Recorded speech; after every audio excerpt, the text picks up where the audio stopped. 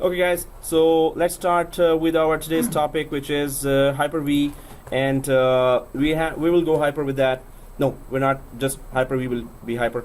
So it's mucho okay, again, muy importante, and yeah, I'm just correcting Spanish, and here so 7410. Now what we need here, and why is it a very big deal that we need to know Hyper-V, because it's a hypervisor. It's actually outside in the industry, it's a war of hypervisors. There are many types of hypervisors here. First of all, let me just start the machines here. Okay, now what do we mean by the war of hypervisors? So if we go for the market, the biggest market share, or majority of the companies are having hypervisor from Vmware called ESXi. This is the hypervisor, and this is hypervisor 2 or 1. Exactly. So then there is from Microsoft, which is Hyper-V, and it is both Hypervisor 1 and 2. Both names are Hyper-V for the hypervisor, while in this, of course, and in VMware, Hypervisor 2 is VMware Workstation. So this is from VMware, this is from Microsoft, Hypervisor 1 and 2, and then from Citrix, it is Zen server. Citrix has Citrix Hypervisor is Zen server, and then there is, of course, hypervisor from Oracle is that VirtualBox, and that's Hypervisor 2. Then there is Red Hat. So we should know that there are many solutions outside the market.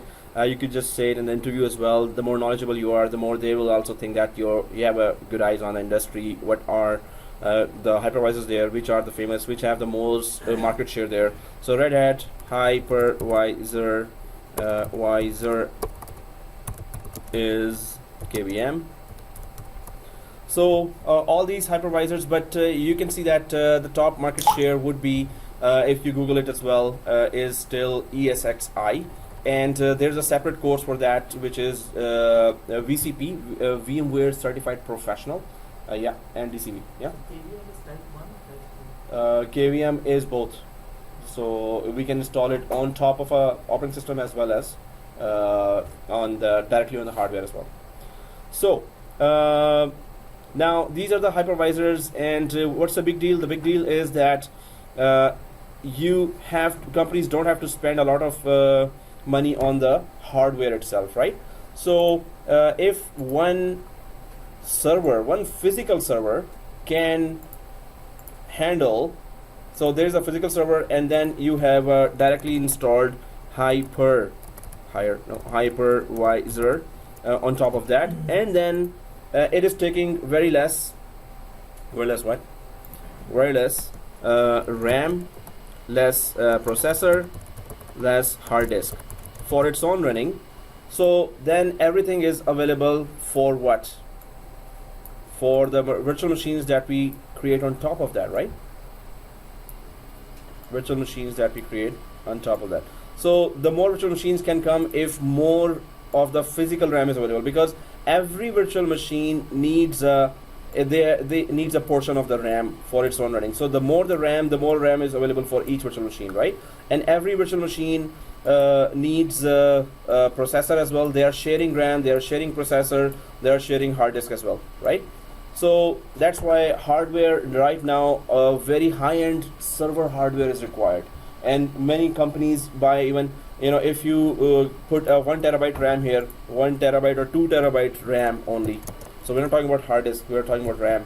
That's alone maybe $25,000, $20,000, right? Just the RAM. So how much is the server? With the processing, a lot of processing, and a lot of SSD disks. And of course, the industry standard is you have to have SSD disks, right? If you want to have a lot of virtual machines. If hard disk is SSD, one hard disk, I told before as well when I was in Scotiabank that one hard disk we purchased for our SAN, storage area network, and that was still simple SSD hard disk, but it was $18,000, just one simple hard disk for the SAN. So every cost is huge when it comes to virtualization and when it comes to hardware for the virtualization. But if the cost is huge, then why going there, right? Why don't we just buy a lot of physical servers instead of buying small, very less physical servers and more virtual servers? So why would you want to? Suppose now you have, the question to you is, suppose we are 5 years or 7 years back or 10 years back, and we have a big data center. So big data center. And we have like maybe it's a big company, so maybe you have 500 physical server. Now virtualization is introduced. The companies went crazily after virtualization. What were the factors that the company went crazily for virtualization? What was so attractive? Can we start typing that? Less space. Less space in data center. Okay, what else? Cost. Why less space? Because? But like you said, the cost because the storage of the solid state is high, right? No. Still. So suppose it's a very big data center or big data center. So suppose you have 500 servers and they are racks after racks after racks. Actually, we should not. We don't have to imagine that. We can just look at it. Data center and images.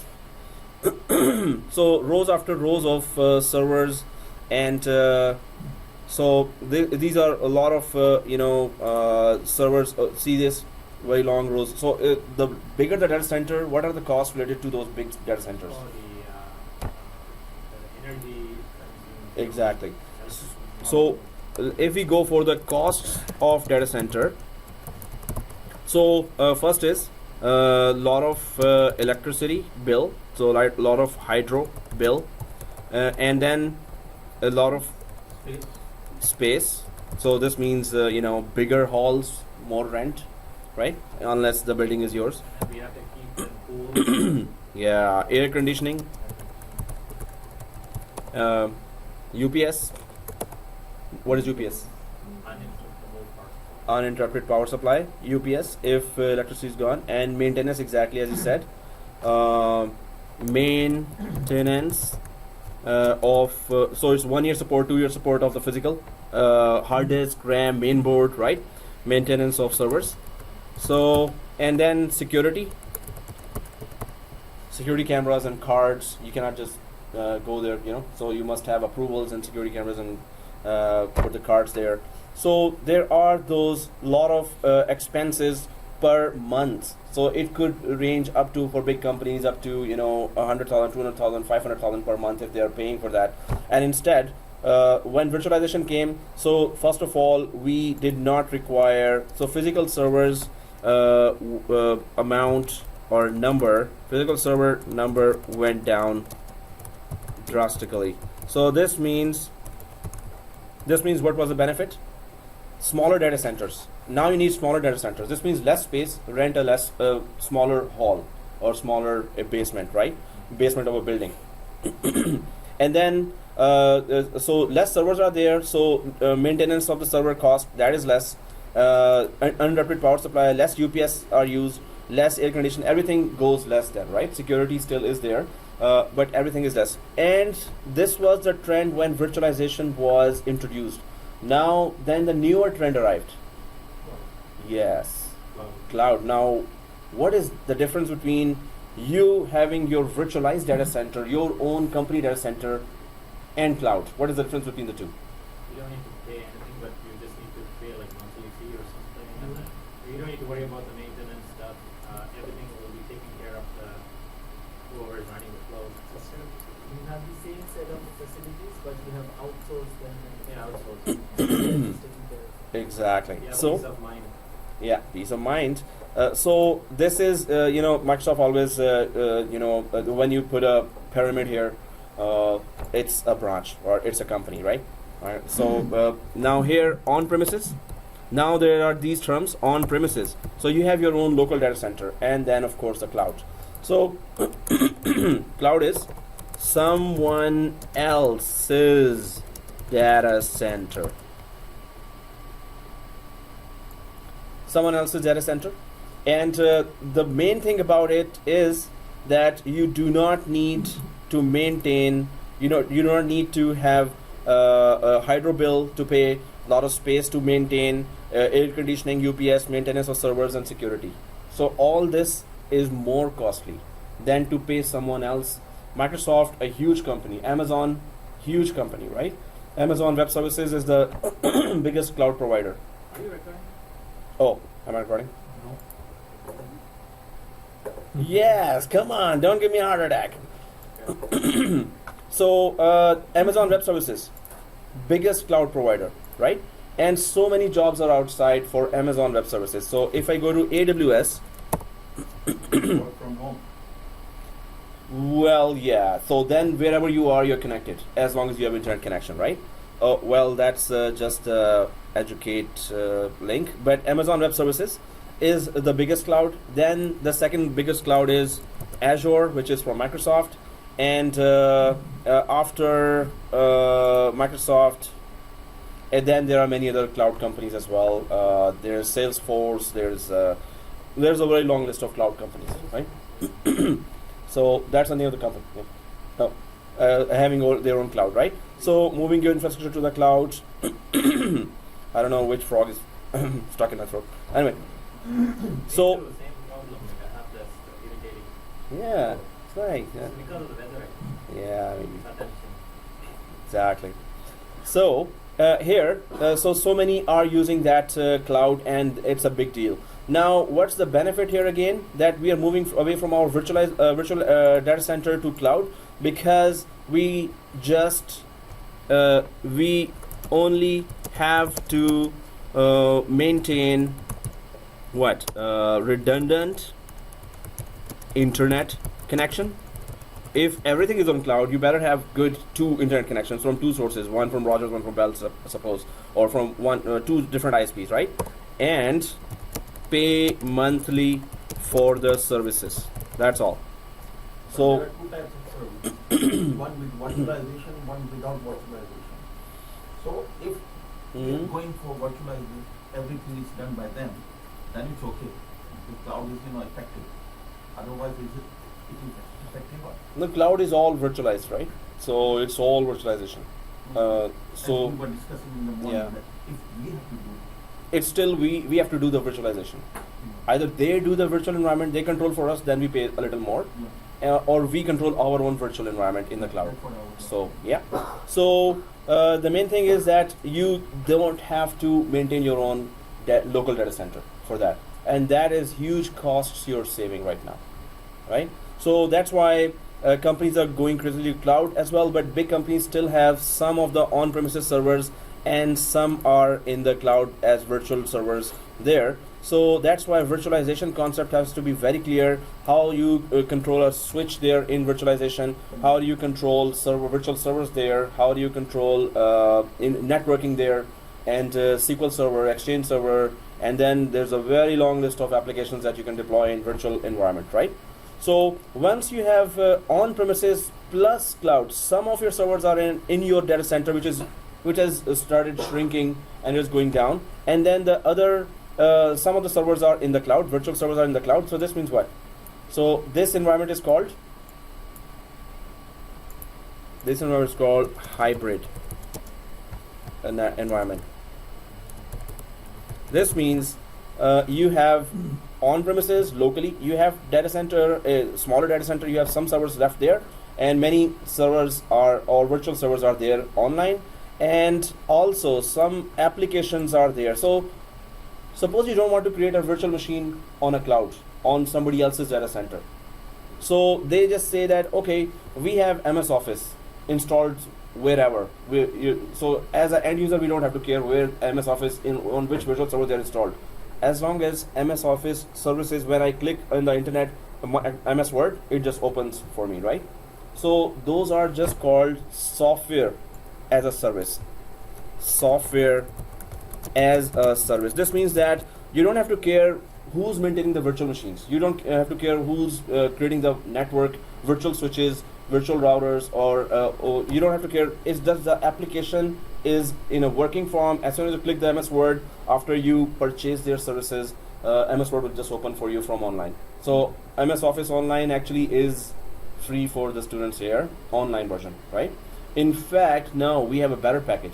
You can install, if you have the college email, I told you before as well, that you can install latest MS Office for 1 year or how long you are here. So you can install that in your machines as well, right? So latest one. So software as a service. So if you are just using software as a service, this means that applications are just available and you don't have to care which virtual machine they are installed on in the background. Microsoft experts are handling that part. You don't have to care about the network. You don't have to care about the virtual machines.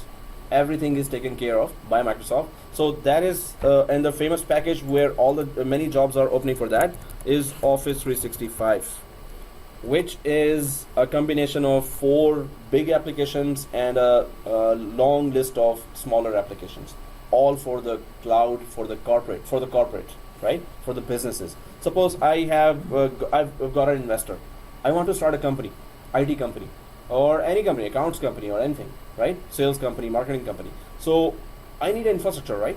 I need office, I need then data center, I need to buy physical servers, and then I need to install something. Instead, okay, I need an office, that is still there. But then I need an internet connection, and I need subscription for me and my employees, initial maybe 10, 20 employees. I just need Office 365. Office 365 has all those applications ready to be used right away now. So if you want to do meetings and conferences, crucial part of business, right? So it is what? Skype for Business application is there. So there is Skype for Business. If you want to send emails, this Exchange Online, right? Yeah, you're saying? So if a user opens a Word file on this, Uh-huh. if a user opens a Word file on the desktop, and they don't have an Office installed on the machine. Nope. So they use Office Online. So if they have done their work, they wanna save, so they can save locally. And next time when they want to open, so log in to the Office 365, which is just online available, and open the local file that you saved there from that Microsoft Word that will load from the cloud. Even the access they gave us for the Outlook, first time when I opened, I didn't install it. It opened the Word for me.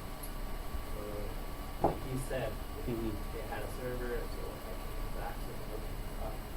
And then, Yeah, but what they are providing us is you can install on your computer. there is another option to Okay. install Yeah. both. There's a Yeah, both. there's a Word viewer as well. That's a very small feature as well. We are able to. That you just only view, right? But you cannot make changes there, right? So that's always available in the browser. But if you want full MS Office with modifications you want to do online, so that's Office 365 subscription which you all have, and I think we should use that all. I'm gonna slowly move from Google Groups to those Office 365 because for job environment you must know that how to use those services. All those services you should be familiar with, because so many students are now saying that, oh sir, I'm coming back here, I did all the courses, but there are so many jobs for Office 365. So Office 365 course, second course I just finished yesterday, so maybe there will be third starting. But Office 365 is a combination of 4 big courses. Exchange Online is a separate big course, but it's part of Office 365. SharePoint Online is a big course, but it's also part of, and Azure is the 4th core application here. So I'm just trying to tell you the market trends here, why companies are going crazily for cloud, and why virtualization has to be really understood properly, right? So that's why Hyper-V itself is very important, and we should know the basics of Hyper-V and how to install and configure. So if the companies have on-premises server here, local servers, right? So they will want to have as minimum amount of servers as possible. Why? Because either they will have a Hyper-V for Either they will have ESXi or they will have Hyper-V as hypervisor installed on non-physical servers, right? And then on top of that, they can install many virtual servers. So all the applications they need, they can install here. Because, you know, the top package of Office 365 per employee per month is $34 per month per employee, right? So 34, suppose it's a bank and it's 80,000 users. So 80,000 by 34. That's also huge cost. Anyone good in maths? 84,000 by 34. Oh, no, that's a tough one. Yeah. Around 250. $250,000 per month if everyone has that package. So companies are going for hybrid environments right now, where locally if you're creating MS Office there, it's not as expensive. You still have to buy that license, but it's not as expensive as online one. But online is, you don't need to create infrastructure. Those companies who can afford, it's easy. It's very good. Okay, I don't have to install anything on the machines. I can give them tablets and just start working on that, right? Or give them cheaper laptops, and everything is online. No infrastructure to maintain here. No system administrator to hire or something, right? But yeah, they can never get rid of system administrators, because all their, even if online, somebody with technical background has to manage all that, right? Within Office 365, it's a tough course. I mean, you have to know what is Exchange Server. Exchange Server is a beast. I mean, sending and receiving emails, it's not as easy to comprehend. Yes, we are end users. When you have to manage thousands of users, that's a totally different game, right? So that's why in Office 365 we concentrate on then Skype for Business for meeting. We try to do the meeting, we try to test everything. Then Exchange Online, we try to test Exchange as well. Try to send email, but there are many compliance. There are so many, hundreds of features. So they always need system administrators, right? So, but if you are doing the latest courses, you have to be knowing the trend that is following. How do we know the trend? Job market. Go Indeed.com every day, and Monster.ca and Glassdoor.ca, and there are 12 or 13 more big sites for recruiters. That will tell you. Okay, guys. The main thing is the new trend, one thing, and second thing is what is the hypervisor? What's the big deal with the hypervisor? And hypervisor is something that we really need to take seriously, because on-premises is still not gone. On-premises, some of the companies still have they're maintaining very big environments on-premises as well. So not everything is going cloud. Although majority of the companies, you will see some portion is in cloud, some portion is on-premises. So you have to actually, it becomes even more difficult then. Oh, I have to maintain cloud. I have to maintain connectivity between on-premises and cloud. I have to maintain replication between the services in the cloud and services on-premises, right? So it becomes even more tougher then. But it's not going to be tough when we are done with it. But anyway, the main thing is, one more thing. Everyone get your credit card ready. And we're not buying samosas. We're actually going to go for Azure Cloud, right? So in every course, when I say get your credit card ready, so first question is, hey, are they going to charge me? So yes, you're going to buy a domain on GoDaddy.com. First thing, it's going to be $2, $3 per year, right? So, but we're going to learn how to set up a domain, your company domain, in the cloud. And then we're going to migrate or synchronize our users from our environment here, 390 users, to the cloud. We're going to synchronize, right? And then we're going to change their account names to the company account name. That's a pilot project, and many companies would expect you to know that already. That if the companies go cloud, you have to add their domain and park their domain as a tenant on the cloud, right? And then you have to create a lot of users there for the company, so they can officially email each other and outside the company for business deals. I'm going to explain that in detail, but Monday you're going to buy your own domain, right? So I'm going to tell you the steps in detail, but something I need you to do before this Wednesday, because Monday we're not coming, right? If you want to, then we can come. Oh yeah, okay, that was a joke. Oh, okay. So yeah, before Wednesday, we need to go to GoDaddy.com. We need to take our credit card out. We need to buy a domain. Suppose you're imagining that, oh, I will one day open a company called IT Tech Super or something, whatever, or yourname.com, right? So buy a domain before next Wednesday. And how to buy it, let me know as well. before the end of the class, we're gonna go to GoDaddy.com. That's actually the name of our website, GoDaddy.com, right? It's not GoGrandpa.com or GoUncle.com. It's GoDaddy, right? So it's GoDaddy.com because Microsoft has business collaboration with GoDaddy, right? So I'm going to teach you the whole thing, but you have to cooperate with me, right? So all the previous courses, they bought the domain before, the next class. When I was saying, in all Humber courses here, everyone, so the learning part is what is a new trend right now, that if you want to connect your company to the cloud, this is the way you connect your company to the cloud, right?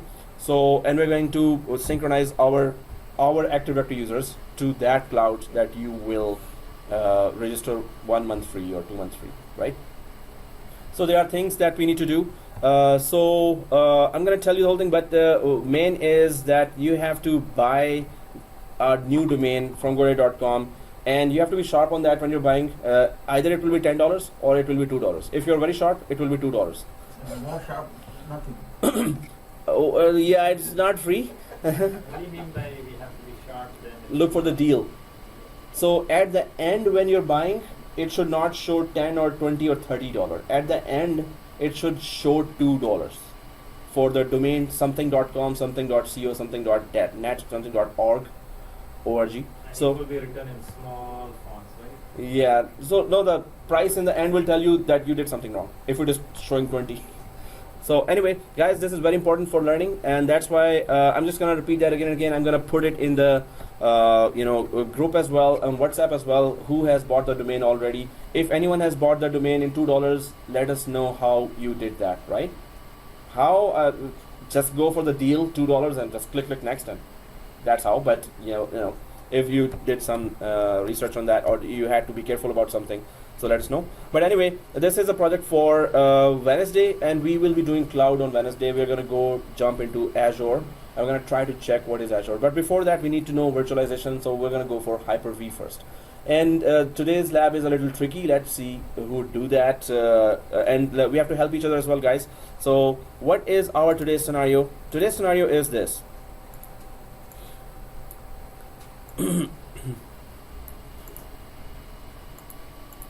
So today's scenario is this, that we will be having one server that for Hyper-V, and we're gonna install. We will install Hyper-V,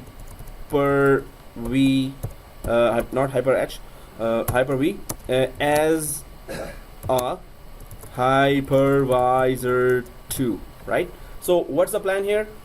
We will start server 02, and then we're going to be we already have an operating system on top of it, which is Windows Server 2012. So please log in from netadmin from server 2.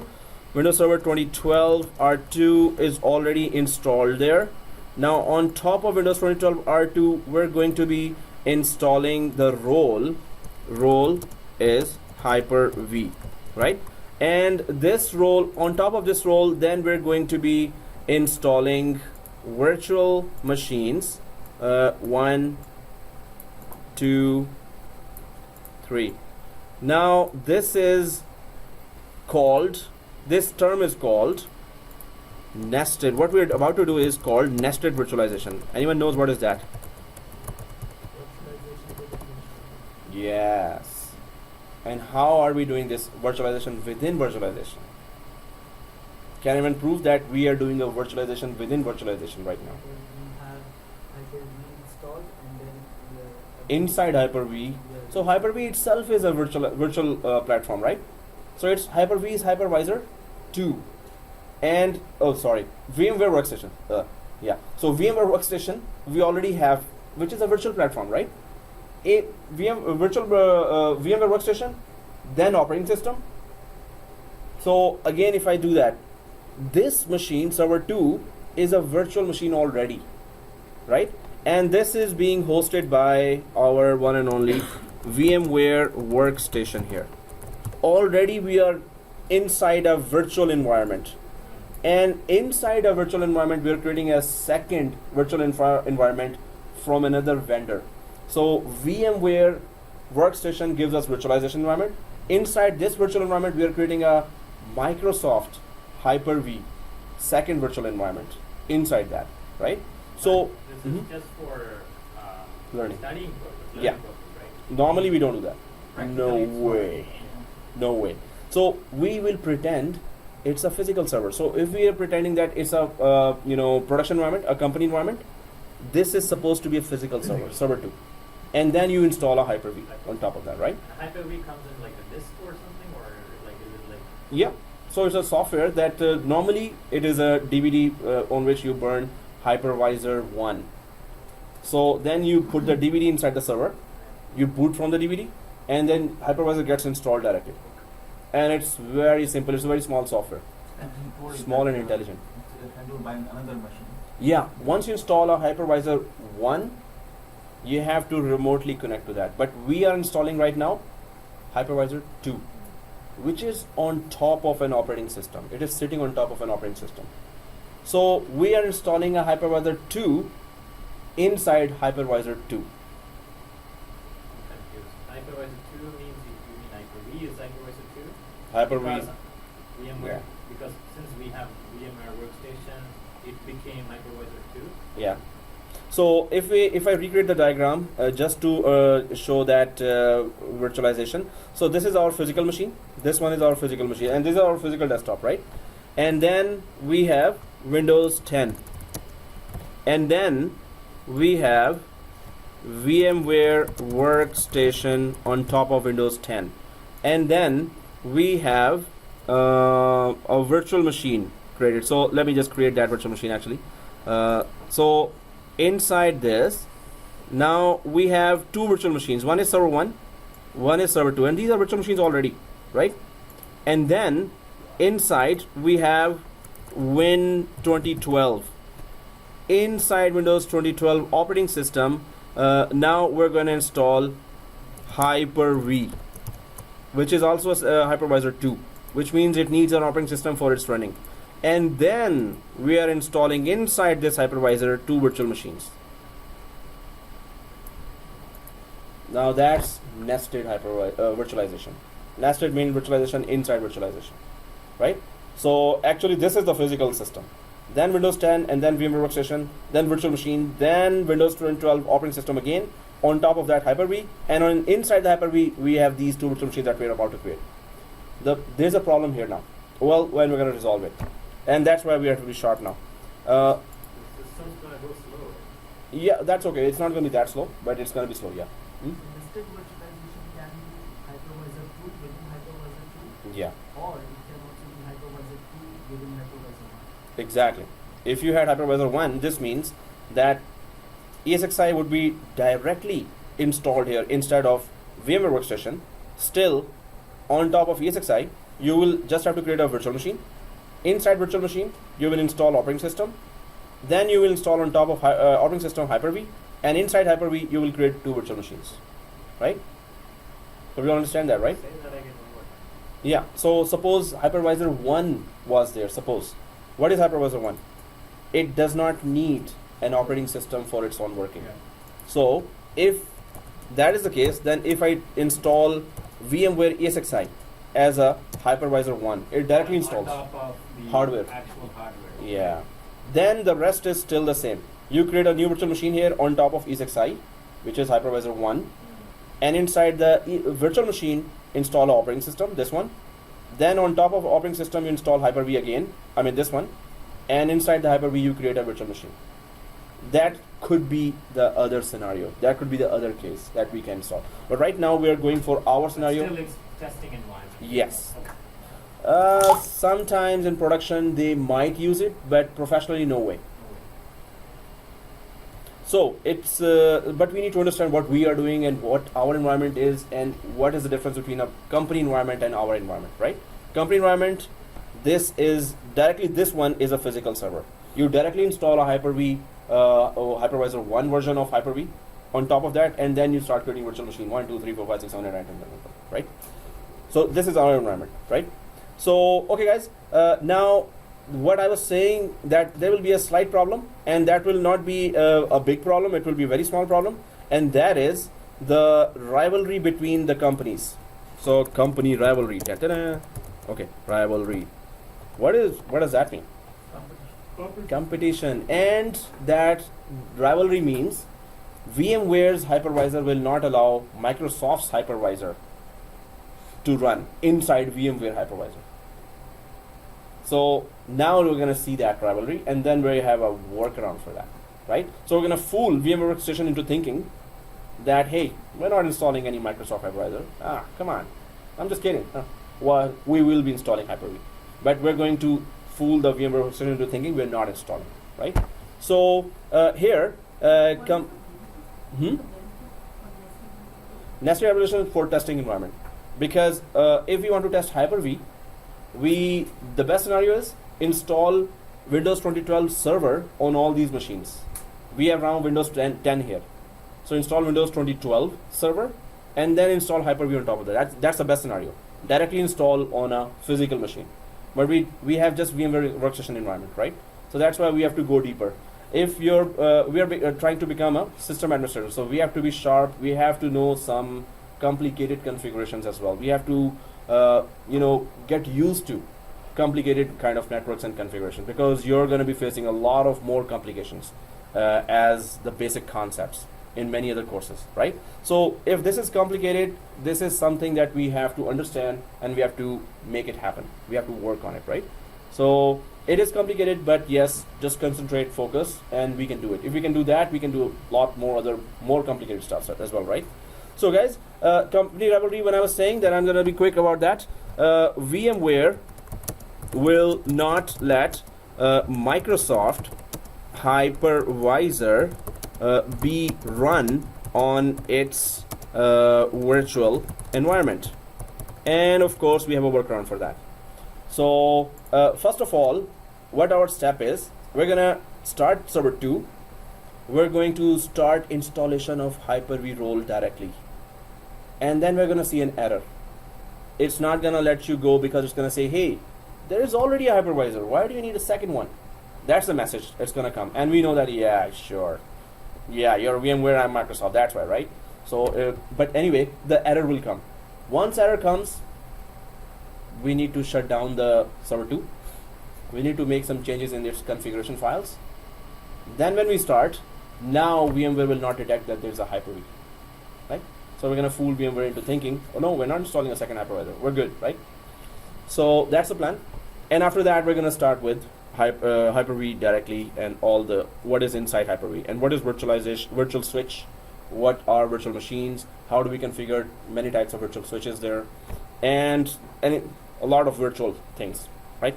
So now first step is, let's start server 2 and check the rivalry first. And we have to check that because if you see that error, then you will next time in future or maybe in production environment, you will know already, hey sir, don't do that, there's an error coming your way because I did that already. So let's do that already, so we could say that. Okay, so here server 2, let's log in, netadmin, and if server manager is open,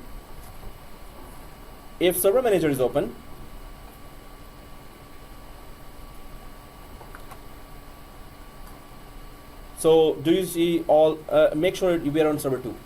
Please make sure we are on server 2. One more thing, we are about to mess up some of the configurations here. So let's take a snapshot first. So we could come back to the snapshot where it was there, where there was no hypervisor installed already, right? So on server 2, everyone. On server 2, right click and snapshot. This one. We're just being more careful here now. We're going to save a lot of time with this. So everyone there, take snapshot. Everyone there, right? Yeah. Okay, take snapshot. And then take snapshot and then what? Type that before installing Hyper-V. So BO for, okay.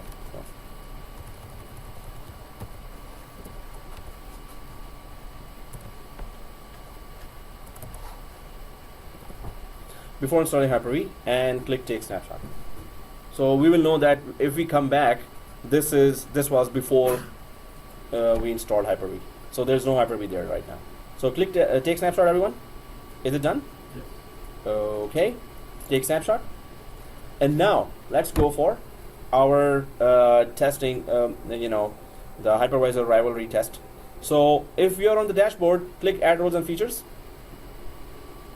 So I think it's still taking snapshot. Yeah, add roles and features. Everyone in add roles and features, right?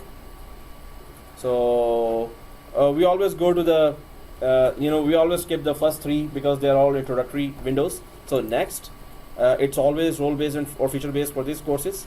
Next, until you see here the server, destination server, it's always make sure that you have the right one. For now it is server 2. Next. And are we all on the roles window? Huh? Hyper-V. Oh yeah, exactly, Hyper-V. So let's click the Hyper-V. And so add features is there, right? So behold the error. Add features, and there you go. So Hyper-V cannot be installed. Our hypervisor is already running. So VMware is saying, hey buddy, wait, what's up? I can't allow you to install my rival's hypervisor. Huh. Okay. Then we say, yeah, we'll see about that, buddy. So okay, so let's press OK and shut down this, and let's make some configurations and fool the VMware Workstation into thinking we're not installing a hypervisor. So press OK while we're installing hypervisor, right? So let's just cancel out from here. Press OK, cancel out. And server 2 shut down. Only server 2 shut down. So shut down guest. I hope everyone has shut down. We need to add 3 lines of code in the configuration file of this virtual machine. So every virtual machine, and this is something good to know, that we have a VMX file which is called configuration file. This is like the brain of the machine, right? So we're gonna change put 3 codes there, 3 lines there carefully, and then we're gonna press OK, and it's gonna think, okay, I don't have a hypervisor installing inside. So once virtual machine is shut down, right click the server 2 like this after it is shut down, and then right click server 2 after it is shut down, settings, and then oh really, wow, Can you reduce the speed? okay, increase the speed. No, Yeah, reduce. Then I will sleep. Oh, you don't snow, right? Like me. No. Oh, okay. Well, yeah, we're making it fast, very fast now, Very fast. like this. Okay. Thank you. Welcome. Yeah, today is cold actually. So once we are here, right click server 2. So everyone is right click. Okay. After it is shut down, right? So go to options, second tab here, options. So what we're trying to see is where does the files of this virtual machine live? So if you go to the options, do you see on the right side working directory like this? Oh, Yeah. right? Working directory, this one. Yeah. So if we all see the working directory, this is the path, that's where the virtual machine files live, right? We need to go to that area. So select the whole thing. Make sure you selected the whole thing. Or click here and type Control A. Control A also selects all. So click here and Control A. Right? So click anywhere, Control A. Once you do Control A, then the second combination of key is Control C. Control C will copy it. Control C. After selection, which is Control A, then Control C, which is just copy. Or right click and copy is the same thing. Right? So once you copy it, keep it open. Everyone has copied it? So yes, and do you see this on the left side windows where the mouse is shivering, right? So right click this and go to run. We're going to change we're going to go inside the folder of this shutdown virtual machine. Then we're going to search for configuration file. Right? So we are running the physical machine. No, it's .vmx and the name of the machine, virtual machine. Yeah, you were saying? That one is a physical machine, right? Physical machine run, guys. It's not a virtual machine run. Virtual machine is shut down. But so physical machine run. Once we go to run, Control V is the third key combination. Control V. Once you are on the run, Control V, like this. It will just put that. Right? Control A is select all. Control C is copy. Control V is paste. right? So everyone did it done? Everyone did it, right? Yeah. Okay. Did? Okay, cool. Oh, yeah, over there. There? Okay, so that's easy, huh? Okay, press OK here. Now it's gonna take us to the folder where all this particular virtual machine files are living, right? So press OK here, and this is the folder, and I can see directly extensions here. And everyone can see extensions like this? Extension. Because if you don't see this, follow this, guys.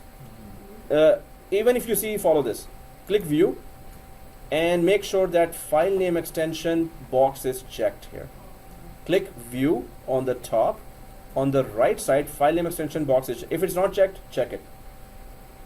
So everyone checked it, right? Yeah. Or double check it that it is checked or not. Check. Oh, okay. Anyway. So once, now you can see, you should be seeing this one. .vmx. Everyone sees that? Yes, no? Yes. Okay. Everyone see that? So we need to open it in Notepad. So how do we open in Notepad? Right click.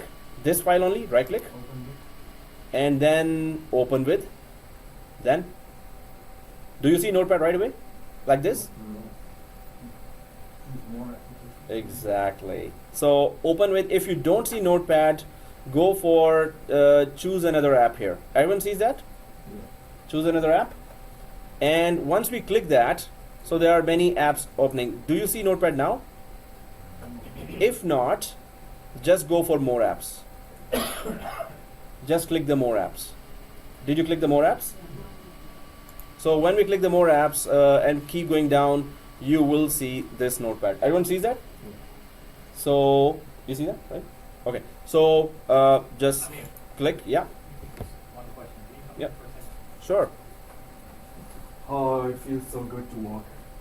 I keep on. You know, on the Never day, tried that. you remember that I had an issue and then I changed this to server 3, right? Yeah. So I renamed it, right?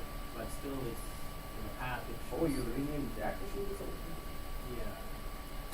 Which was supposed Because to be we set the IP for IPS 3, right? So that's why I don't want to get confused. So Oh yeah, sure. So it's still server 2.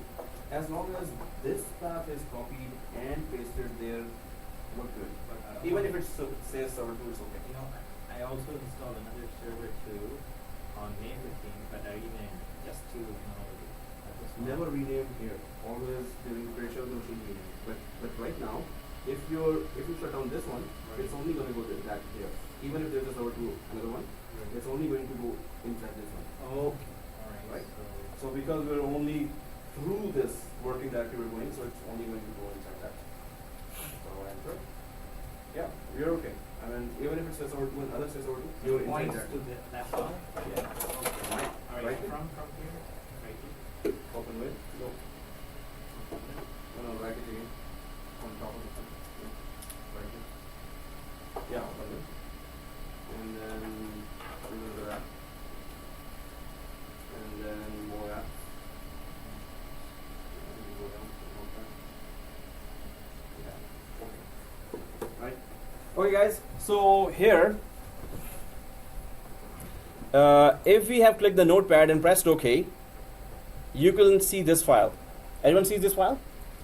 This is the brain of the virtual machine, any virtual machine. This is specifically for, of course, and the name of the machine is showing here, right? Server 2, your first name, and 7410. That's the name we gave, right? So we have to be careful here a little. We just need to enter or insert 3 lines here. So guys, first of all, go way down to the last line. Keep going down to the last line. And my last line may be different than your last line, doesn't matter. It's okay. Even my last line may be different. So at the end of the last line like this, at the end of the last line, press enter. So we could go to the below of the last line, right? So we could start putting some new code there. I have 2 more lines. After that, working directory, and then floppy 0.1. Which is okay. It doesn't matter. Even if it's different, what you see is different from here, it's okay. Okay guys, so here, now, stay here because I need to share with you the code. What is that called in the notepad? This Notepad area, yeah, whatever I typed there, what is the that? code. code. It is programming code, or just the code. These are instructions that tell virtual machine what to do, how it's configured, how many vCPUs are there, how many RAM is there. So okay guys, here now this is how to install Hyper-V inside VMware Workstation. So this is the main file, and I'm going to send you that file. I'm just going to go down here, and I'm going to email you the code here. So this is the error we saw.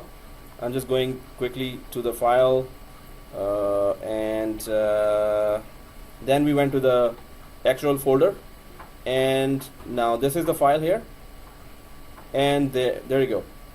So these are the 3 lines that we need to put, and yeah, let's just not try to type them. If you're good in typing, that's another thing, but I'm just gonna copy these 3 lines, and you have to just paste them below that full notepad last lines, right?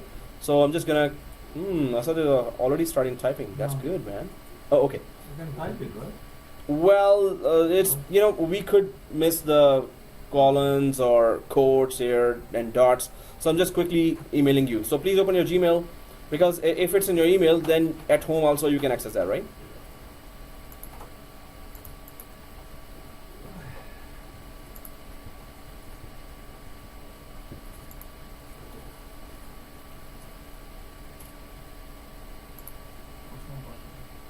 That's a good question. What? What's your password? Guys, always safeguard your password and put it only on Facebook and Twitter. Oh, okay. I'm just gonna resume here. So guys, I'm sending you this file here, and please open your Gmail now, and please confirm if you got this code. Yes. Okay, thank you. And if you got this code, what we need to do is exactly. This is the notepad of this is the VMX file open in front of me. I'm just gonna right click and paste the 3 lines. Guys, the 3 lines when we paste, I think it turns into 1 line. So if I just put MCE, if I just separate those lines, so it will look like this. MCE is a new line, VHU is a new line. Although it's gonna mix up after we close this notepad. So false, true, true. So hypervisor 1 line, MCE 1 line, VHU 1 line. So it should look like this where I have selected here. Yep.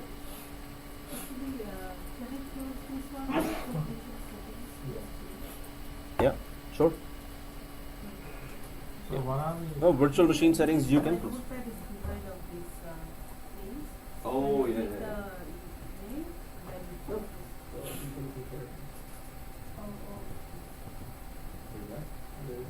And paste. What Yep. language is Oh, language. I think these are just instructions for that. This is no specific language here. It's Linux-based software. So there is no specific languages. Just instructions that virtual machine understands this way. that? What are we telling? You are telling a lie, right? What are you saying? Hypervisor, Yeah. it's new.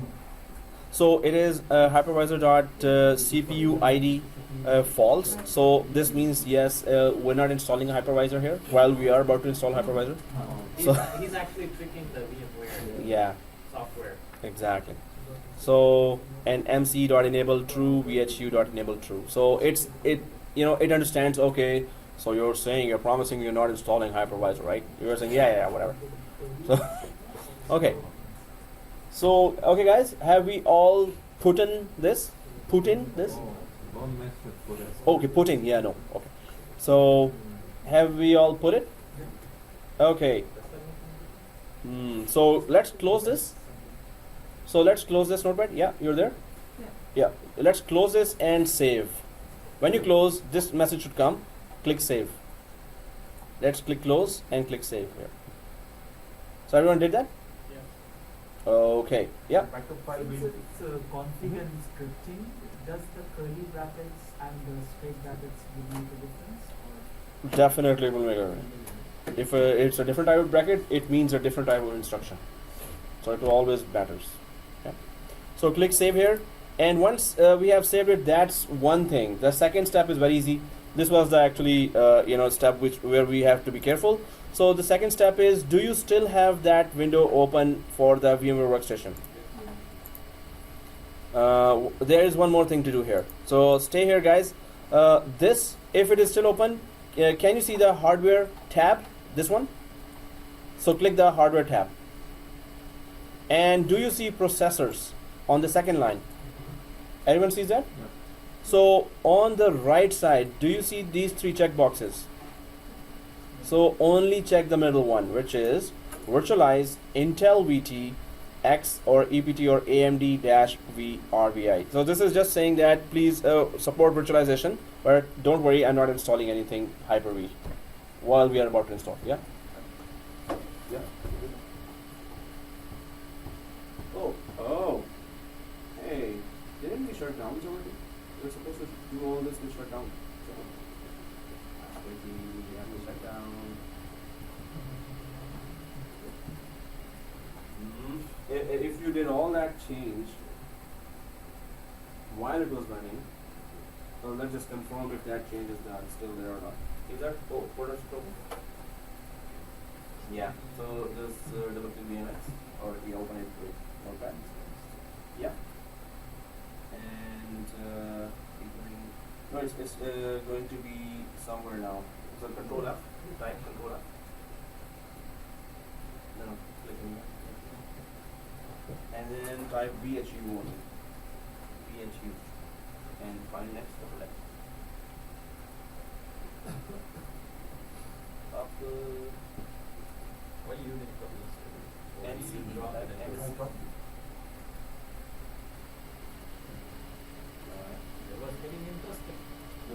They're getting more sleep. Okay, I think they're not going. Actually,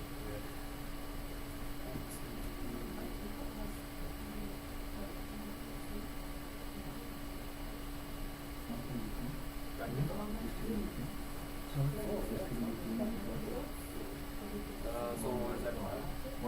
yeah, but if we upload the Dropbox, you see this one? The network bus is not just this port, right? Save. Yeah. And then the second. Like you said, A plus network bus are all created.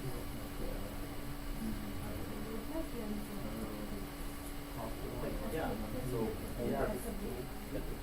Yeah, but oh you can build a computer if you have. Okay, guys. So here, did we check this option? This option. Yeah. Once this is done, make sure it is done, and that's the only button we're gonna click. So press OK. And yeah, recording was going on. Yeah, it's going. Oh, I never paused it.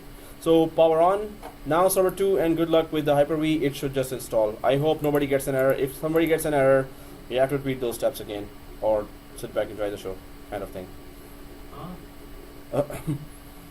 So let's see if anyone gets an error. But if you were careful and you have installed everything properly or configured everything properly, let's just go down to server 2 now and log into it, and just go to the roles and features and try to install Hyper-V again.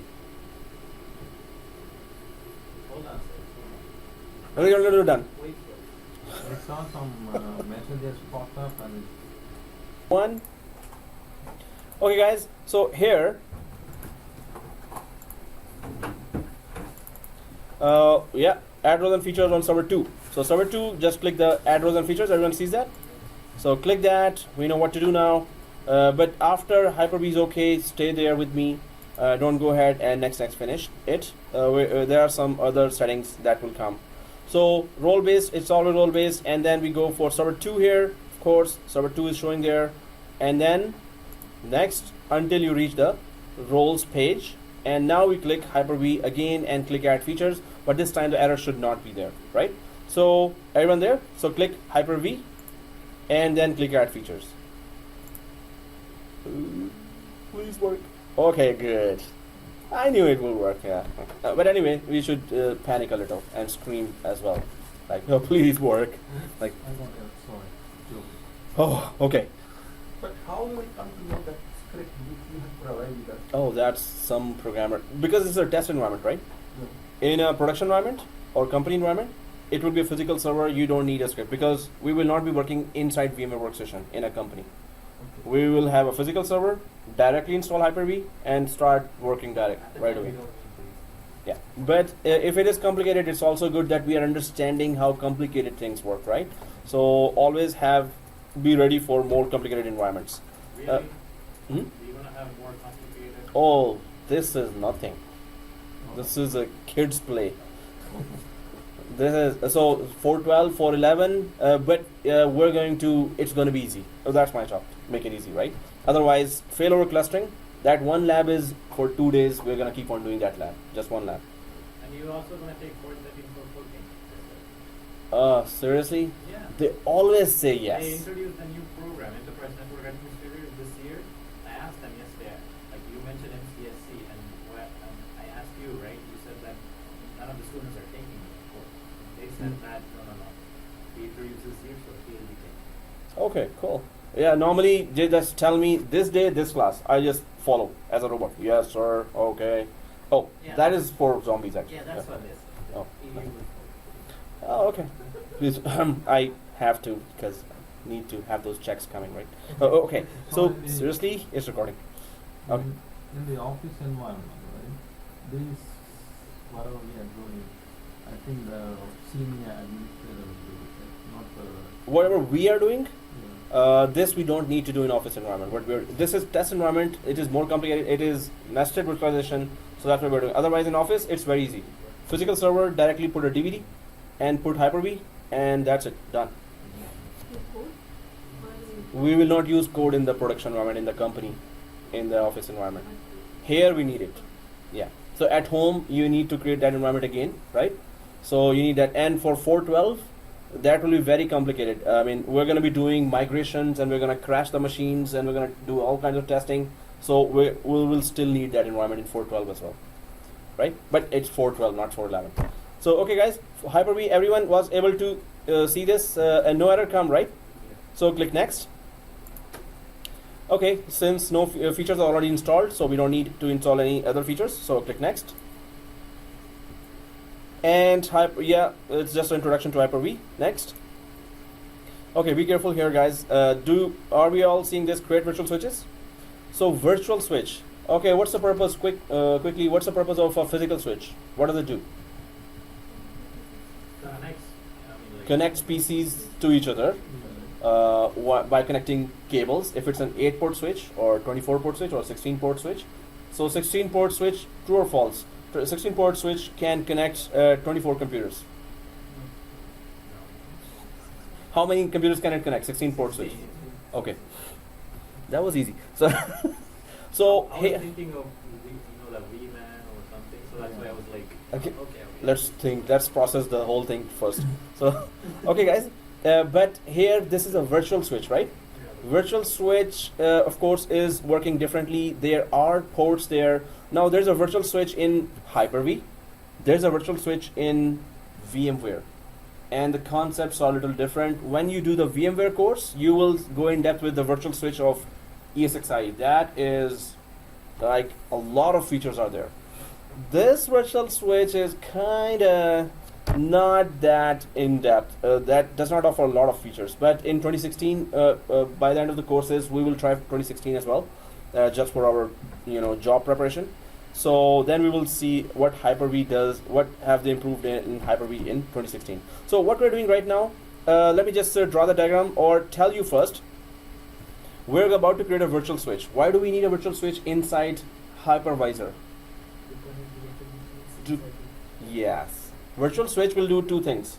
Connect virtual machines to each other and connect virtual machines to outside world. Connection, basic connection with each other, right? So virtual switch has to be created, and it has virtual switch. It is saying that we are about to create a virtual switch, that whatever virtual machines you create, you have to connect all those virtual machines to this virtual switch that we are about to create now. But in order for those virtual machines to communicate outside of Hypervisor, in order for the virtual machines to communicate to the outside world, to the internet, you need to connect this virtual switch to a physical network card. If this virtual switch, if you uncheck that, the virtual switch will be created, it will be there, but virtual machines can only talk to each other. They cannot go outside to the internet. If you want them to go outside, the virtual switch has to connect to a physical network card here. And physical network card, of course, will be connected to a cable that is connected to a physical switch. That means we are connecting to internet now, right? So virtual switch has to connect to a physical network card, but it is your option. You can uncheck it if you just want virtual machines to talk to each other, right? But we want them to communicate outside as well. So we are selecting this. Everyone understand that? Okay, next. Okay, this is 7412 page. So this is about migration, live migration of virtual machine. Anyone can tell me what is a live migration of a virtual machine? What's the big deal here? You actually migrate the roles and services from one virtual machine to another. Kinda. That is done as well, but what's the big deal? There's a big deal about live migration. Live means what? The virtual, still providing the services and Active. One is Providing services to who? to the client. To the end users, exactly, as you said. So a virtual machine is there on top of a physical server, right? And 500 users are connected and they are opening and closing their file and working. And at once the physical server is performing very bad. At once the memory is down, or at once the processing is, so 500 users connected to the virtual machine on top of physical server, they are complaining, hey, when I'm opening a file, it's taking minutes or 2-3 minutes, and it's too slow, it's unacceptable. So what you do, there's a physical server here, there's a physical server here as well, right? So physical server, virtual machine will be live migrated while 500 users are connected. It will be live migrated over the LAN to the next physical server, which may have a lot of RAM, a lot of processing, a lot of a hard disk space, right? So you can live migrate anytime, any virtual machine, while users have no idea what's going on in the background. So that's a big deal. That's what we will make happen in 7412, right? And how to configure an environment for live migration. And machine started and you're moving, whoa, it's like 500 users could, if the machine crashes there, you're in big trouble, right? We are in big trouble as a system administrator. So anyway, we're not gonna configure anything here because that's a 7412 area, right? So let's just click next here without changing anything. And now the path. So this is the path. Default location for virtual hard disk files is C, users, public, documents. This is a local server, right? And default location for virtual machine configuration files. So we just messed up with the configuration file of a VMware workstation, yes. But the configuration file of Hyper-V virtual machines, this is the path for that. We're not going to mess up with that. We should just know where the configuration files of a Microsoft Hypervisor virtual machine is. Because we just messed up with the VMware Hypervisor virtual machine configuration file, right? So this is the path, just good to know. But you know, one more thing about when you're about to install a hypervisor, the acceptable network is, the acceptable configuration in a hypervisor is that the virtual machine and hard disk files are always living on SAN, on another, over the network, they are living on a SAN disk. What is a SAN? We did talk about that, and we're going to keep on talking. remote storage. It is a remote storage, it is a remote disk, and whenever we create a SAN, you know, because it's virtualization, we're jumping in, because it's cloud, we're jumping in. Always we have to have that map in our mind that there is always a SAN in the environment, always a NAS in the environment, right? So these terminologies we should be talking again and again, right? So if we go for SAN, EMC, one of the big you know, senders. So so these are the remote environments that you can have your disks on. There are this line of disks you can see, or if you want to clearly see, this is it, right? So many disks are connected here, right? So this is one server, but there are those towers that have a lot of disks available like this, right? So disks, all these are disk drives, right? Only disk drives. So if I copy image here and take it to this server here. So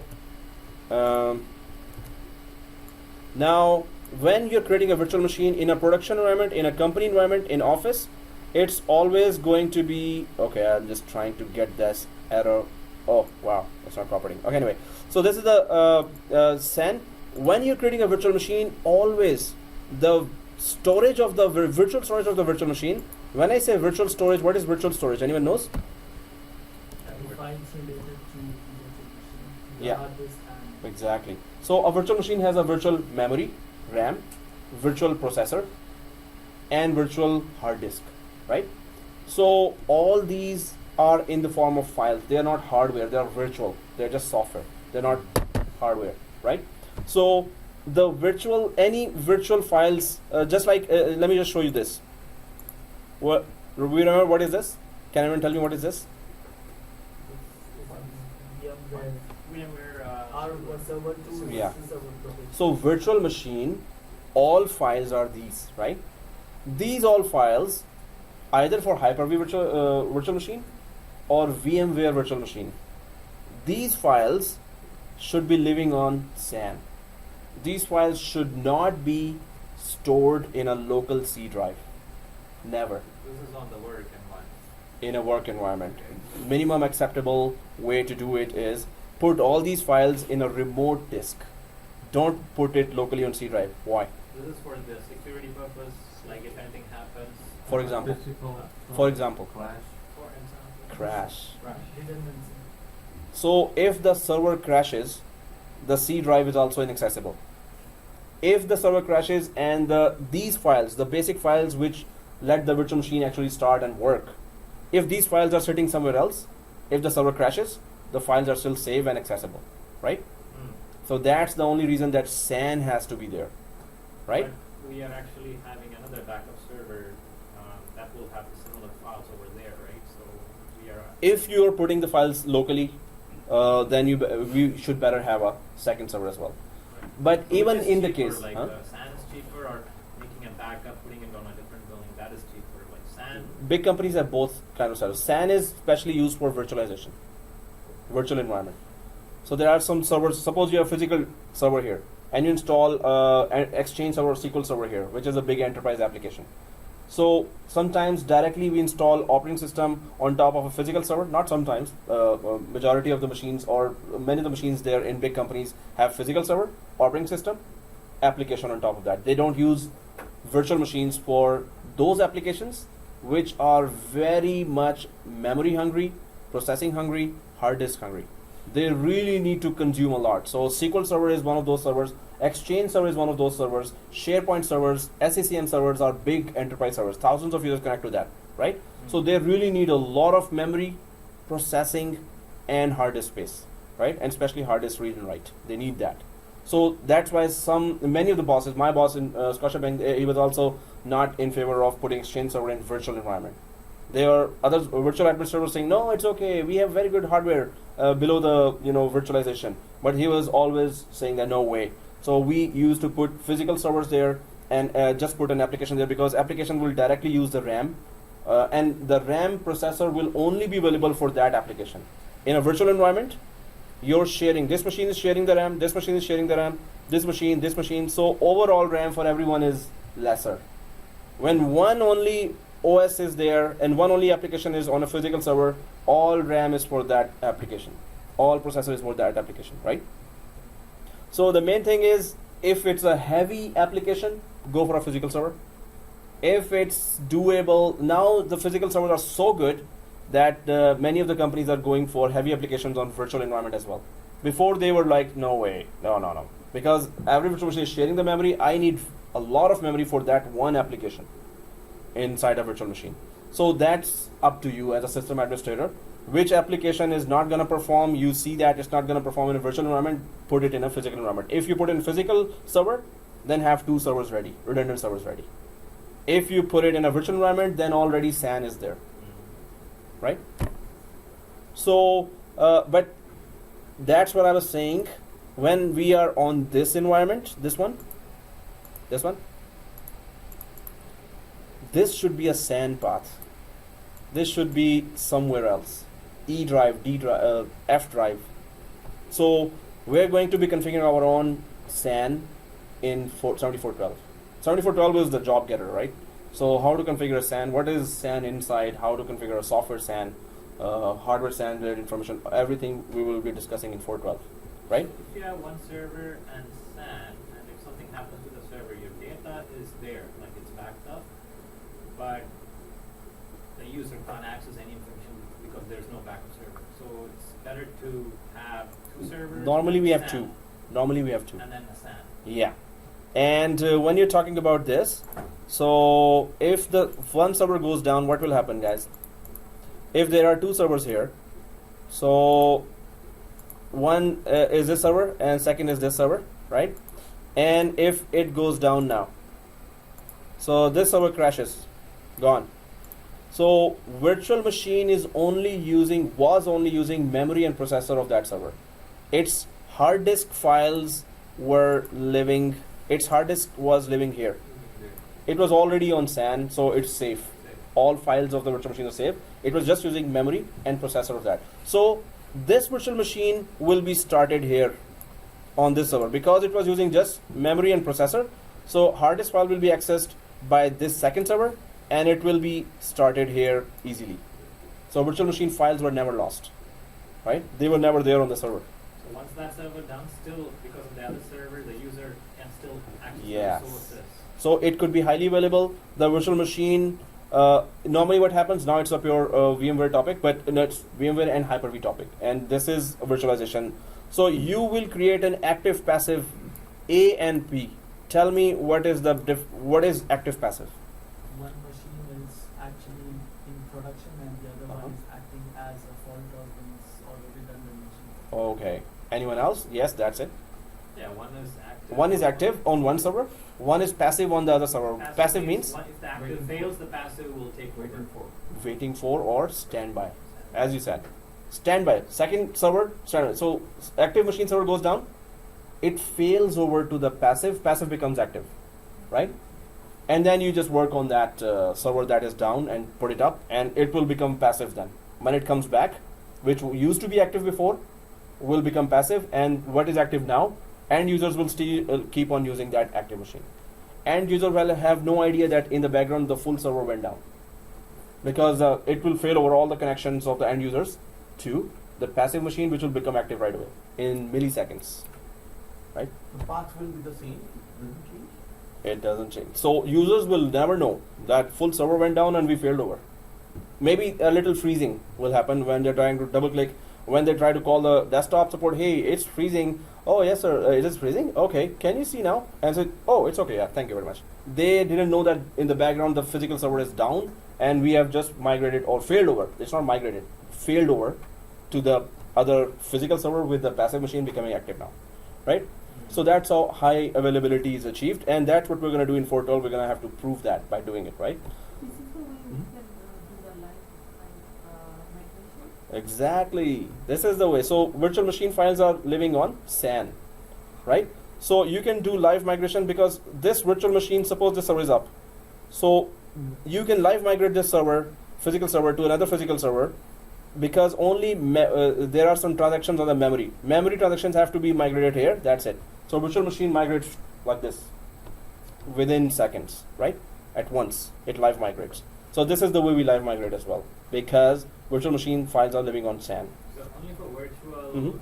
virtualization servers, SAN is used, right? Not for the actual physical servers, SAN is used. Even for physical server, SAN is used. And the reason for that is, suppose we need 200 disks.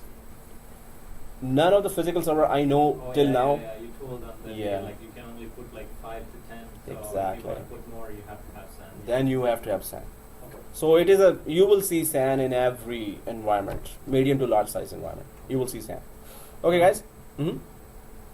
What is clustering then? Clustering and failover all the same, or is Clustering is exactly that. That one physical machine, and there are two physical machines having the same application, but only one physical machine is active, other is standby. So, and if the active machine goes down, all the end user connections will be failed over to the passive machine, which will become active. So that is failover clustering actually, and that's what we're gonna do Oh, in 412. Yeah, that's failover clustering. You know the passive mission, right? Mhm. The active mission, it's still running fine without any issue. The passive mission, does it still get power, or will it be turned off? And then once the active mission has any issues, like if it goes down, it turns on, and then that's how it works? Or Normally it's powered off in some of the technologies, and some of the technologies it's powered on. So VMware has a different way of running the passive machines, and Hyper-V or Microsoft has a different way, Citrix has different ways. So normally it is off. Okay guys, so here, why did we start this discussion? Because and understanding the whole environment is better, because you can picture the whole environment in an interview as well. You can understand the whole environment. As soon as you see the environment, you will have a background picture of that environment. What is happening in the background right now, right? The interviewer will just say, okay, there's a SAN, there's 2 servers and 1 switch. At once the map will be created and in your mind, and you will know in the background how it is working. Virtual machine files are there, you will know already, right? So you will be able to solve like this. That's why this discussion is very important, right? So all the questions are always very good and important if they are to the point and according to the topic, and they are. So that's why I started here. I could have just gone here next finish, right? But the main thing to understand here is that it should not be C drive. It should not be a local drive. In our test environment, we're doing that only, right? So the main thing to understand here is this. Okay, so we're not giving the remote disk path or the SAN path because we don't have SAN. But we're going to have SAN in 412, right? you can have So- an external hard drive. Yeah, we can create a Windows SAN right now. Windows operating system can be converted into a SAN right away. So it's You very want easy. a small SAN, I'll give you my USB port. That's tiny SAN. That's like nano SAN or something. Okay, that's a good idea. For better understanding for the student. Yeah. Okay, guys. So click next. Once we click next, okay, there you go. So restart. Click restart here and press yes. Restart and press yes. And click install. I'm trying to get that, the big SAN vendors are EMC, NetApp, HP. They all have SAN technologies which are like 100,000, 200,000 with equipment and everything. But they have the software version of SAN as well. And that is simulator, SAN simulator. So at least I wanted you to show the, dashboard of a SAN, of a actual EMC, which is I think purchased by Dell now, and NetApp SAN, and also other type of HP SAN. So software version, it's kind of complicated to deploy that, but in 7412 I'll try to push it so we could install at least one type of SAN and try to configure it, right? What is the difference between SAN and NAS? Is that the same thing or? No, NAS is cheaper. Network attached storage. NAS is cheaper, and you can just get it's a 2 disk or 4 disk pair, or a 8 disk or 10 disk pair, and you can just attach it over the network through a network cable to a switch and to your laptop. SAN is huge. It's big. It's very expensive. It's a lot of disks, and its equipment is also expensive. SAN specific switches you need. SAN specific network cards you need for physical servers, right? And there's a fiber optic SAN. Then there's iSCSI SAN. Fiber optic more expensive and very fast, right? So NAS Exactly. is for small companies or? NAS cheaper. I can go buy NAS in Canada Computers. Exactly. So they have enclosure and 2 disks inside, or enclosure and 4 disks inside. You can store your lifelong data in NAS. Yep. Like, you never need to worry. So it's just a disks waiting to store data. So All your Configuration photos, videos, exactly. the configuration or You have to remotely connect to the SAN. It gives you a dashboard, and then inside you can just create new folders, more folders there. This is home stuff. This is office stuff. So remotely they give you a browser to manage the whole that remotely. NAS. You can't buy it at home? Yeah. Yeah. And remotely connect to an IP address, and it will just give you browser-based options there. But NAS is physically we have it, right? We we are buying the disk and we have it's actually like a small server, right? We put all the disk in there. Enclosure. And we are keeping it in our house. Why do we need to connect remotely and store? No, so NAS is okay. So there is that. Oops. There has to be a picture here, right? Physical, it's sitting in my phone. Oh, any PC. NAS storage. It's big as well as small as well. So, you know, on Boxing Day, you can see that there are some devices. So if I go there, this is WD, Western Digital, and there could be one disk here, one disk here, one disk here, one disk here, and it is connected directly to network, right? So if it is directly connected to, either you can put a USB, you can connect it with USB with your laptop, or connect directly, there's a network card inside, connect directly to the network. So if you want to remotely access, yes, it is accessible, but you can still configure it with the browser. In the browser, there's a one page open that gives you the option to configure. Remote access mainly if you are in an office, if you want to share some. Within home. So suppose I put that device here, down here. Right. So, and it is on network. So from your laptop, I have to access this device somehow.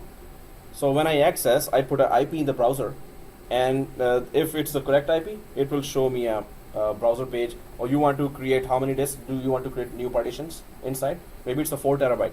So I want to create 2 partitions, one terabyte. Maybe I want to create a full 4 terabyte one partition.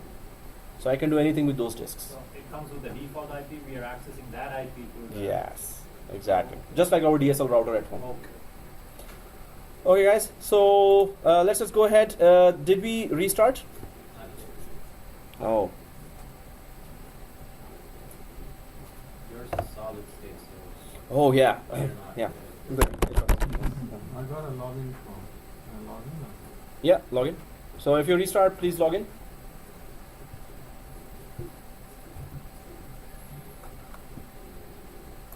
Pausing now. 2, 1. So are we seeing this screen? Installation succeeded? No? Okay, still logging in. Okay. So while we're still logging in and we're waiting for that, we can just talk about some of the portions in the slide. And so there's that big poster here. Everything is very clear here. And yeah, we can understand Hyper-V replica, Hyper-V networking, and that's it. Okay, that's a slide. Let's go ahead. Please, No, just please kidding. send us the slides too. Oh yeah, sure, we'll do. That's one thing that yeah, I'm always forgetful about, but I'm gonna upload the whole thing on Dropbox. I used to maintain well, another site for the slides, but after too much courses I could not maintain that. Anyway, so here let's go Hyper. Yeah, we are going Hyper here. So let's install Hyper-Vmware, and yeah, we did that. So then there is this diagram I created somewhere else because it was so good, so I didn't want to create that again. But today's diagram is this, and we're going to be doing it once we are inside and we have seen the environment. But this is our project for today, that we're going to create a switch in such a way that the traffic is redirected to 2 different branches from 2 different virtual machines inside Hyper-V. But when it comes there, I'm going to explain, because we have to first learn how to have the those virtual switch created, how to create virtual machines, how Hyper-V looks like. Then there is that so you can see this communication here. This is a virtual machine here. This is the virtual network card of a virtual machine. This is a virtual switch inside Hyper-V, and this is the physical network card of the physical server. And from this physical network card, the cable is going to physical switch, and then it goes to SAN here. SAN, it's more expensive, bigger, and have a lot of other features, high availability features. And you can attach it to NAS as well if you want it, right? So this is how it looks like. And then yeah, this was nested virtualization that I already explained there. So server consolidation, boxing lab. It's not boxing lab, sandboxing. Okay guys, let's just check it out. Are we on the screen? Yeah. Are we? Okay. If we are, so click close and let's open the Hyper-V. So click close here, and we see Hyper-V on the left side like this. Okay, then let's go to Tools and click Hyper-V Manager like these. The Tools and Hyper-V Manager.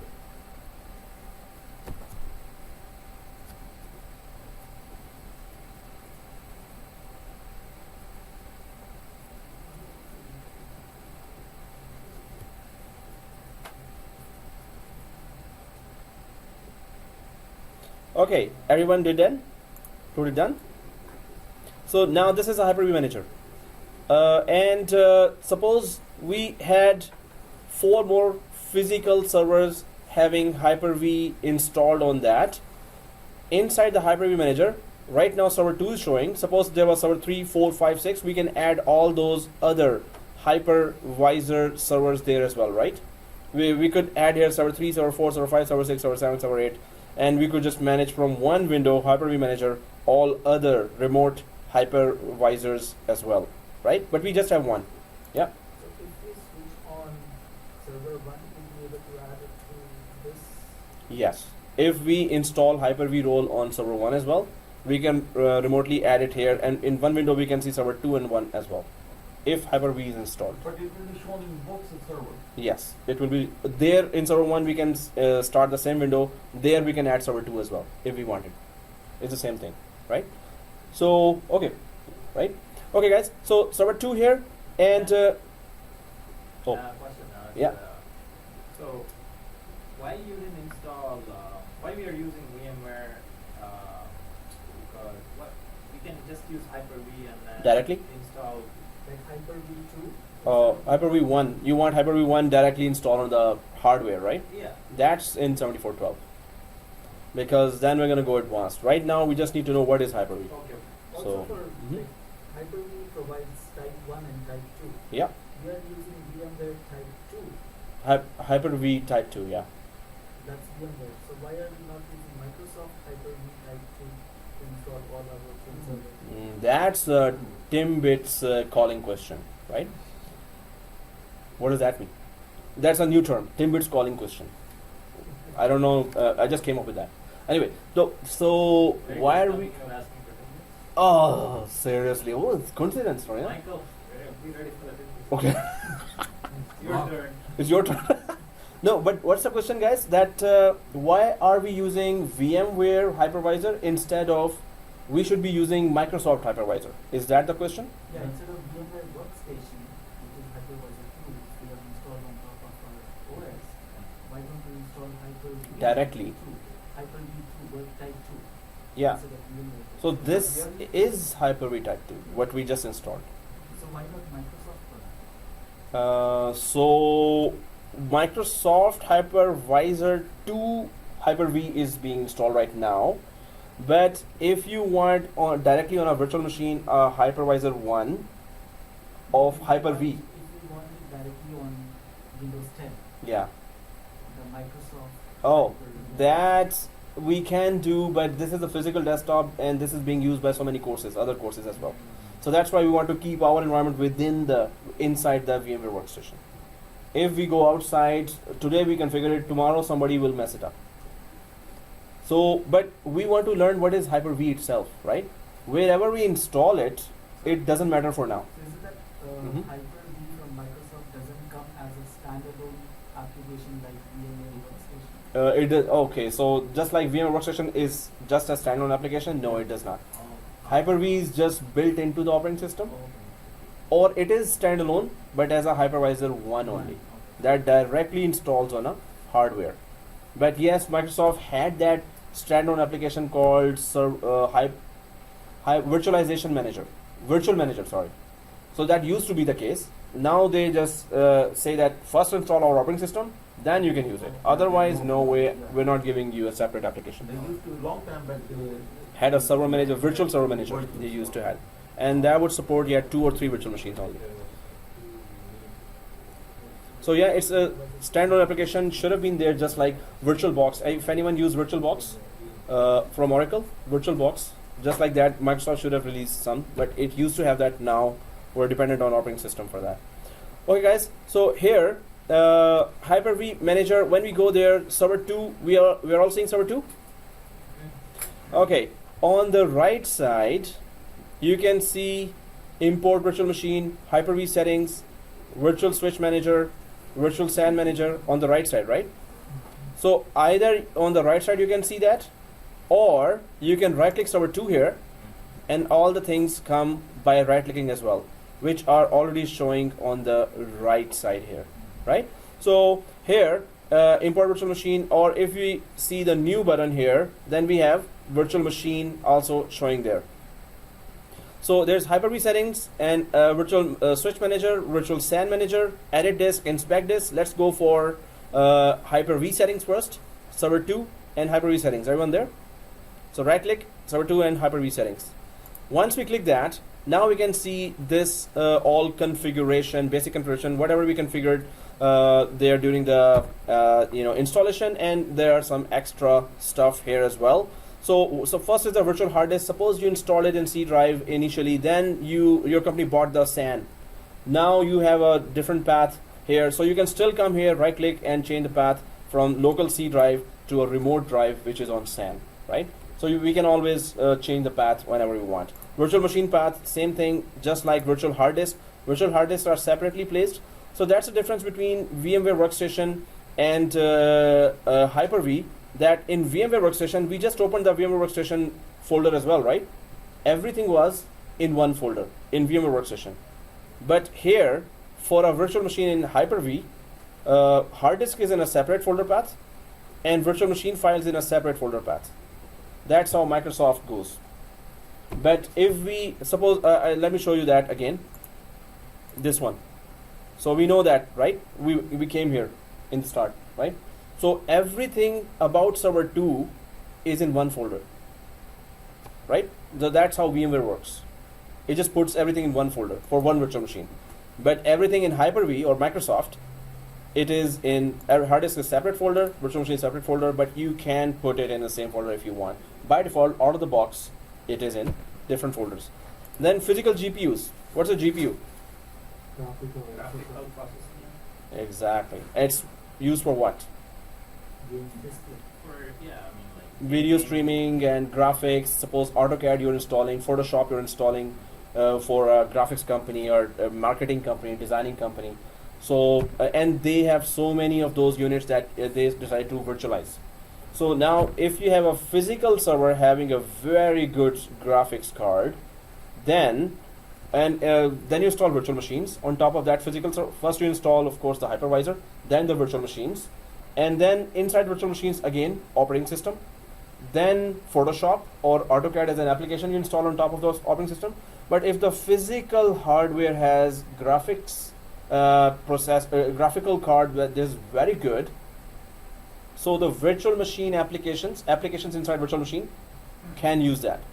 Our virtual machines don't have the graphics card, right? But if we had, then it would just show here, and we could detect it here as a network card, and we could decide that, okay, this hypervisor will be using this graphics card because one of the virtual machine will have Photoshop inside, and Photoshop needs a lot of memory and a lot of processing in the graphics card, and also that rendering in the Photoshop. One photo you make, if it's very good quality photo, then it takes hours just to render. Rendering means that it's going to create the ultimate final version of that. So in virtual environment, people are using very heavy applications as well because it has become that good now, right? So here then NUMA spanning. NUMA spanning is all about making the memory and processor available more directly to the virtual machine. What does that mean? Virtual machines have to talk to hypervisor. Virtual machine has to, which diagram shows that? Virtual machine here. Yeah, so they go through the hypervisor first, and hypervisor says, okay, virtual machine number 1 needs RAM. Hey RAM, okay, RAM says, okay, sure. And then the second virtual machine goes to the hypervisor. So instead of going through some system, hypervisor, virtual machines are given more direct access to RAM, and direct access to the processor. Wow, too many lines here. Okay, so the main thing is that NUMA tries to improve performance of virtual machine by giving a little more direct access to use the hardware, which is RAM and processor, right? So this is built in, this is in the background, works, it works. We can just check and uncheck that. We cannot further configure it. It's a feature that we should use, right? So it is already configured there. It's already checked. So we're good. We're happy, right? Live migration. That's again 7412 topic, and we're going to be very careful when we are creating or enabling live migration there. Storage migration. There is a live migration which is concerned with virtual machine migrating from one physical server to another physical server. What is the storage migration? I think we talked about that. It's already stored and it's like backing up or something. Whenever Moving the storage from One location to another location. moving the storage. When we say moving the storage, what does that mean? Moving storage of who? Of what? Volume machines. There are files Virtual related to machines. virtual machines. Yeah, and the hard disk. storage of virtual machine, exactly as you said. What is the storage of virtual machine? It's hard disk, it's memory file. So I am going again and again to this folder, right? This one, where we just visited. So this is VMX configuration file, NVRAM, mem file, memory file, MSN, which is virtual machine file itself. Virtual machine actually snapshot. VMSN is a virtual machine snapshot file, right? So these are all the files, and then if we go down, this is a virtual machine hard disk, virtual disk file. So these are the storage files. If I just expand that, anyone sees this extension? .vmdk. What is a vmdk? Disk, exactly. Now, when we talk about disk, so just we need to remember one thing here, that there are two types, .vhdx, .vhd and .vhdx. What are those? And .vmdk. What is this? Hard disk. They are both disk files, but One is from- a different vendor. yes, it's different vendors. So which one is for VMware? Which one is from Microsoft? Oh, easy, right? Yeah, VMDK is from VMware. VMDK is from Microsoft, right? Yeah. VMDK is from VMware. It's from VMware. Although they all start with V, but VMDK is the VMware virtual machine hard disk. .vmdk extension is for the VMware virtual machine hard disk, and exactly the same thing we can say for Microsoft. Microsoft Hyper-V virtual machine disk has extensions .vhd and .vhdx. So there are types and types. So today we're not doing a lot of action, I know, and there are so many yawns. But anyway, we have to really understand that the concepts here. So that's why. So VHD and VHDX is for Microsoft. Just remember that, and VMware is for .vmdk is for VMware, right? So again, VHD and VHDX is for VMware, right? No. Oh, you got it right away. I think you already knew what was coming. That's not fun. I'm predictable now. Okay. So no, I'll try to be unpredictable again. I'll come up with something else. Okay. So okay, guys. Here, all the Hyper-V related stuff. Storage migration. Storage migration is all the files, the hard disk, virtual hard disk files of. If you want to migrate the virtual hard disk from one stand to another, you can migrate that. Enhance session mode policy. These are the boring stuff that we will just not do and go ahead. But it is enhanced session mode policy just in the background tries to work for the better performance of virtual machines, and we can just use that. If we click that, it's going to use a little more of processing and memory. That's all we need to know here, right? Replica configuration, this is that most important thing. If there's one active virtual machine in one physical server, second passive virtual machine on a second physical server, so the replication between the two virtual machines must be going on. Why? Anyone knows? If there's an active machine, Fault tolerance. for fault tolerance, but why replication should be, why active machine should be updating constantly the passive machine? Anyone knows? Yeah, if the active goes down, the passive takes over and provides the service. That's why. So why replication is needed?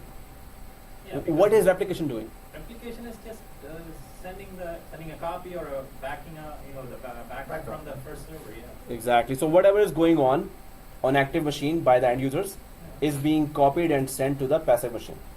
Is it and- called like shadow copying or something? We can say shadow copying, but it's mainly replication. So this we will configure and live migration, but that's in 4.12, and that's gonna get you, job getter topics. Keyboard related settings you can check. Mouse related settings, enhanced session mode again, and this is checked already. Reset checkboxes. If you don't want to, you want to go for the default settings, then it's reset. But we're not gonna reset anything. But That's replication configuration is not enabled, right? But when we configure, we have to enable that. exactly. We have to enable that at that time. Okay, guys. So let's close that and let's create quickly 3 virtual machines here. Break time. Or let's create 3 virtual machines after the break. Okay. Somebody, Michael. somebody is yawning too much. I can. You can't hear my talk because of yawn? Yeah.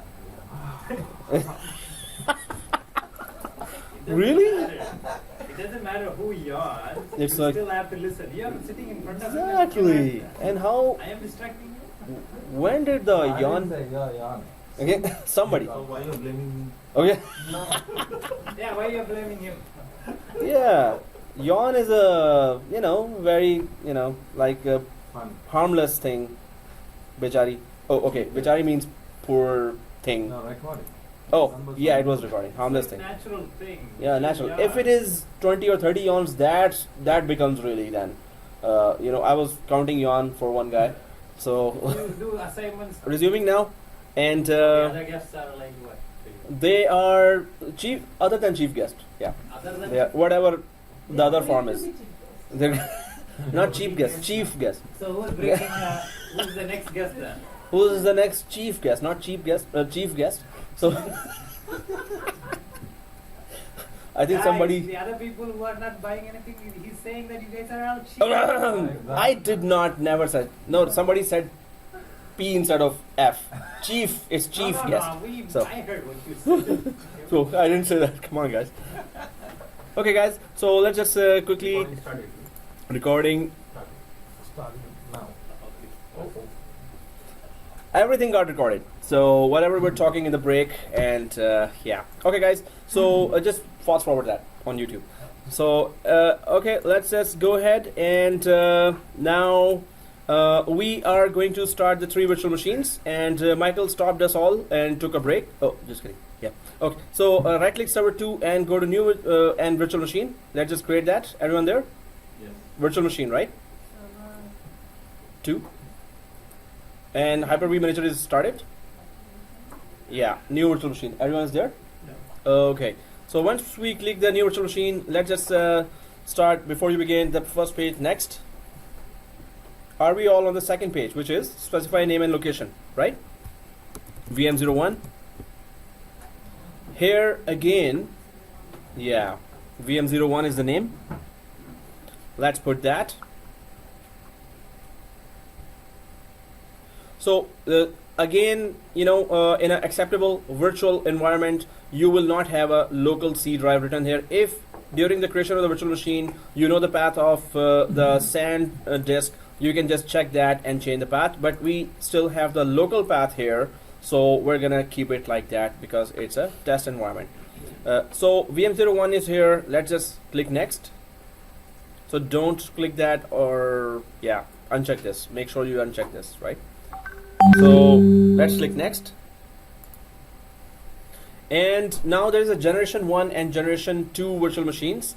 So there's that difference of backward compatibility. What's a backward compatibility? It will work on the older machines. Exactly.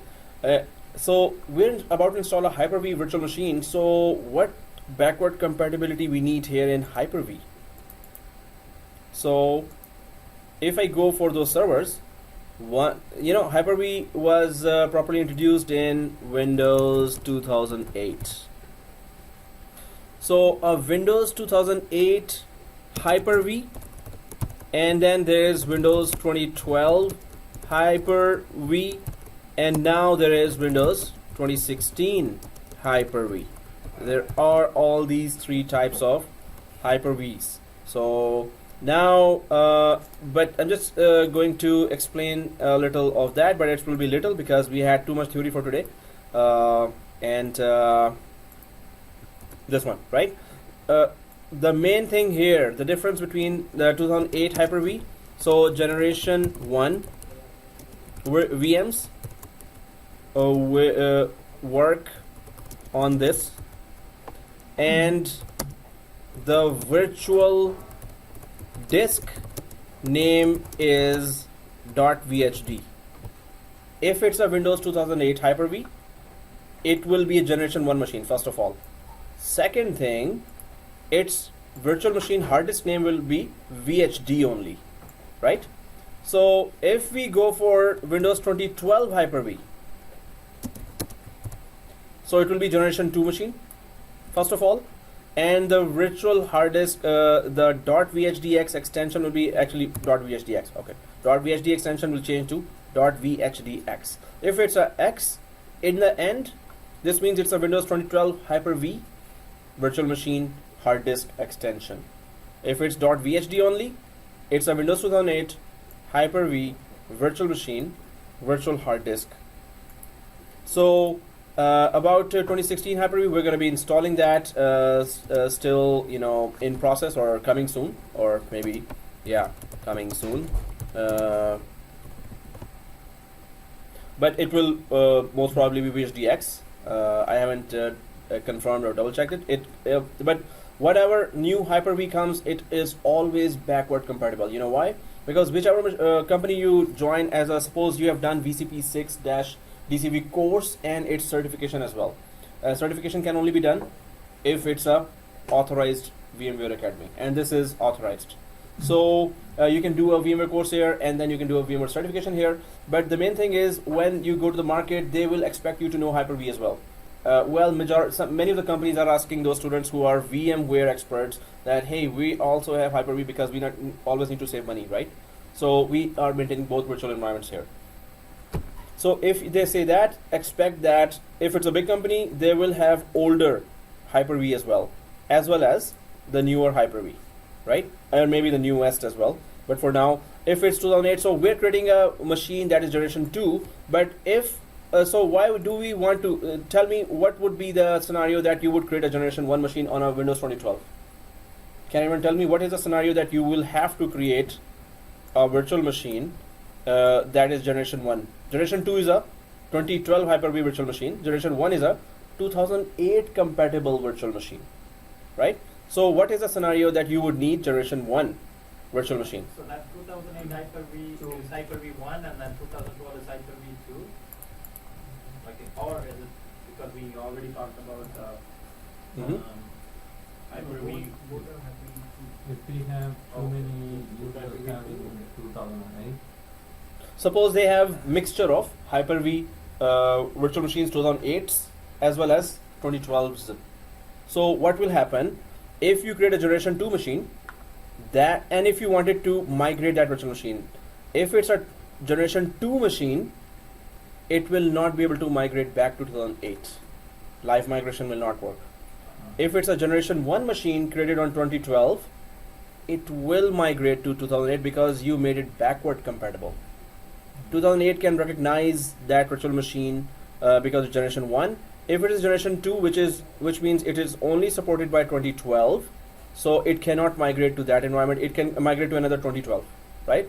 So in case you have mixed environment, go for generation 1. But it's not compulsory. Generation 2 has many features introduced that generation 1 does not have. If you have multiple 2012 and 2008, because you have multiple 2012 as well, so you can have generation 2. You can just migrate generation 2 to only 2012 Hyper-Vs only, right? Because you have multiple of those, 2012 as well, right? So the main thing is, I would only go for generation 1 if I wanted to migrate this virtual machine to an older Hyper-V. That's the only reason I would want to go to generation 1. Do we understand that? Do we all understand that? Yeah. So I would create a generation 1 machine only if I wanted to use my current virtual machine to be migrated live on 2008 based Hyper-V. So I would want this machine to be backward compatible. It also cannot go up more than 2 GB. Actually, 2 GB RAM. It cannot go up to that. So if it is generation 1 is 2008, generation 2 is 2012. So if we create a generation 1 on a 2012 server, so we can at least migrate between the two servers, two Hyper-V servers, right? If it is just generation 2, we can only stay on 2012 servers only. We cannot go to 2008 with a generation 2 machine. It's not going to allow, right? So everyone gets that, right? Okay, guys. So let's just go ahead. We understand now that .vhd extension, hard disk extension is for 2008. .vhdx hard disk extension is for 2012 virtual machine hard disks, virtual hard disks, right? So let's just go ahead. And this is right now because we don't have an older Hyper-V. So we're going to select generation 2. So generation 2 has a lot of features here that we will be discussing later as well. But once you select the generation 2, you cannot put it back to generation 1. You cannot convert it to generation 1 once it is generation 2. So you have to create a new virtual machine then. Suppose you have 500 users and they have saved all their files, and for some reason you want to migrate that to 2008, it's not going to let you do that. So you would have created the generation 1 first. Already confused. Already Hyper-V has like same name for Hypervisor 1, 2, and then now generation 1, generation 2. There's so much. Yeah. So if the generation is selected, you cannot change it either way. Yeah. 1 to 2 or 2 to 1. Yeah, exactly. The bottom of the generation 2, it says guest operating system must running at least 12 2012 or 64. or Windows 8. Oh, they're here. So yeah, guest operating system must be running at least Windows Server 2012 or 64-bit of versions of Windows 8. That's another set of features. Generation 1, you can have Windows 7, you can have Windows 2008 inside the virtual machines, but generation 2, you cannot have Windows 7. You must install the Windows 8 machines, not Windows 7 machines. So older operating systems, generation 1 supports. Newer operating systems, generation 2 virtual machine supports, right? Right? So yeah, there are so many things here, but that's we're gonna keep on repeating. So that's why I'm just trying to put all the features. I haven't gone to the slide yet. Then there will be the majority of the yawns will come to this from the slide when I go for the yawn equals slide, slide equals yawn. Right? So yeah, that's why I keep the show running with something moving and interactive, right? Ask questions and some jokes. Yeah, that's good. Yeah. So especially it's challenging when it's a Saturday evening class, Saturday evening, weekend. In Humber, that's the class they've given me. And I keep them alive till the last second. So many jokes. So then we learned good. So if I just give theory, gone. Saturday night, especially evening. So I call it Saturday Night Show, SNL. Oh, Saturday Night Live actually. Yeah. Okay guys, so generation 2 and next. Actually, here we are keeping you alive by providing you Timbits. Not every day, so if it is every day I can say that. So you want okay. every day now? No, not every day, every class. What about last class? when we No, are at not every 10%, class. Really, I'm just kidding. Not every class. So, but thank you for this, and next time it's on me. So I always balance it. I'll try to balance it, right? Yeah, biryani. No, just Timbits. Come on. Combine everything together, man. Really? Okay, some Timbits on biryani. Okay. I don't eat Timbits. Some people here, she doesn't eat Timbits. Oh, yeah. That day will be a special day when I bring, and everyone will have the Timbits requirement only. Okay, guys. Next. So here, okay, 512 megabyte. So what is a dynamic memory? It allocates the memory as and when required. As and when required. Perfect wording here.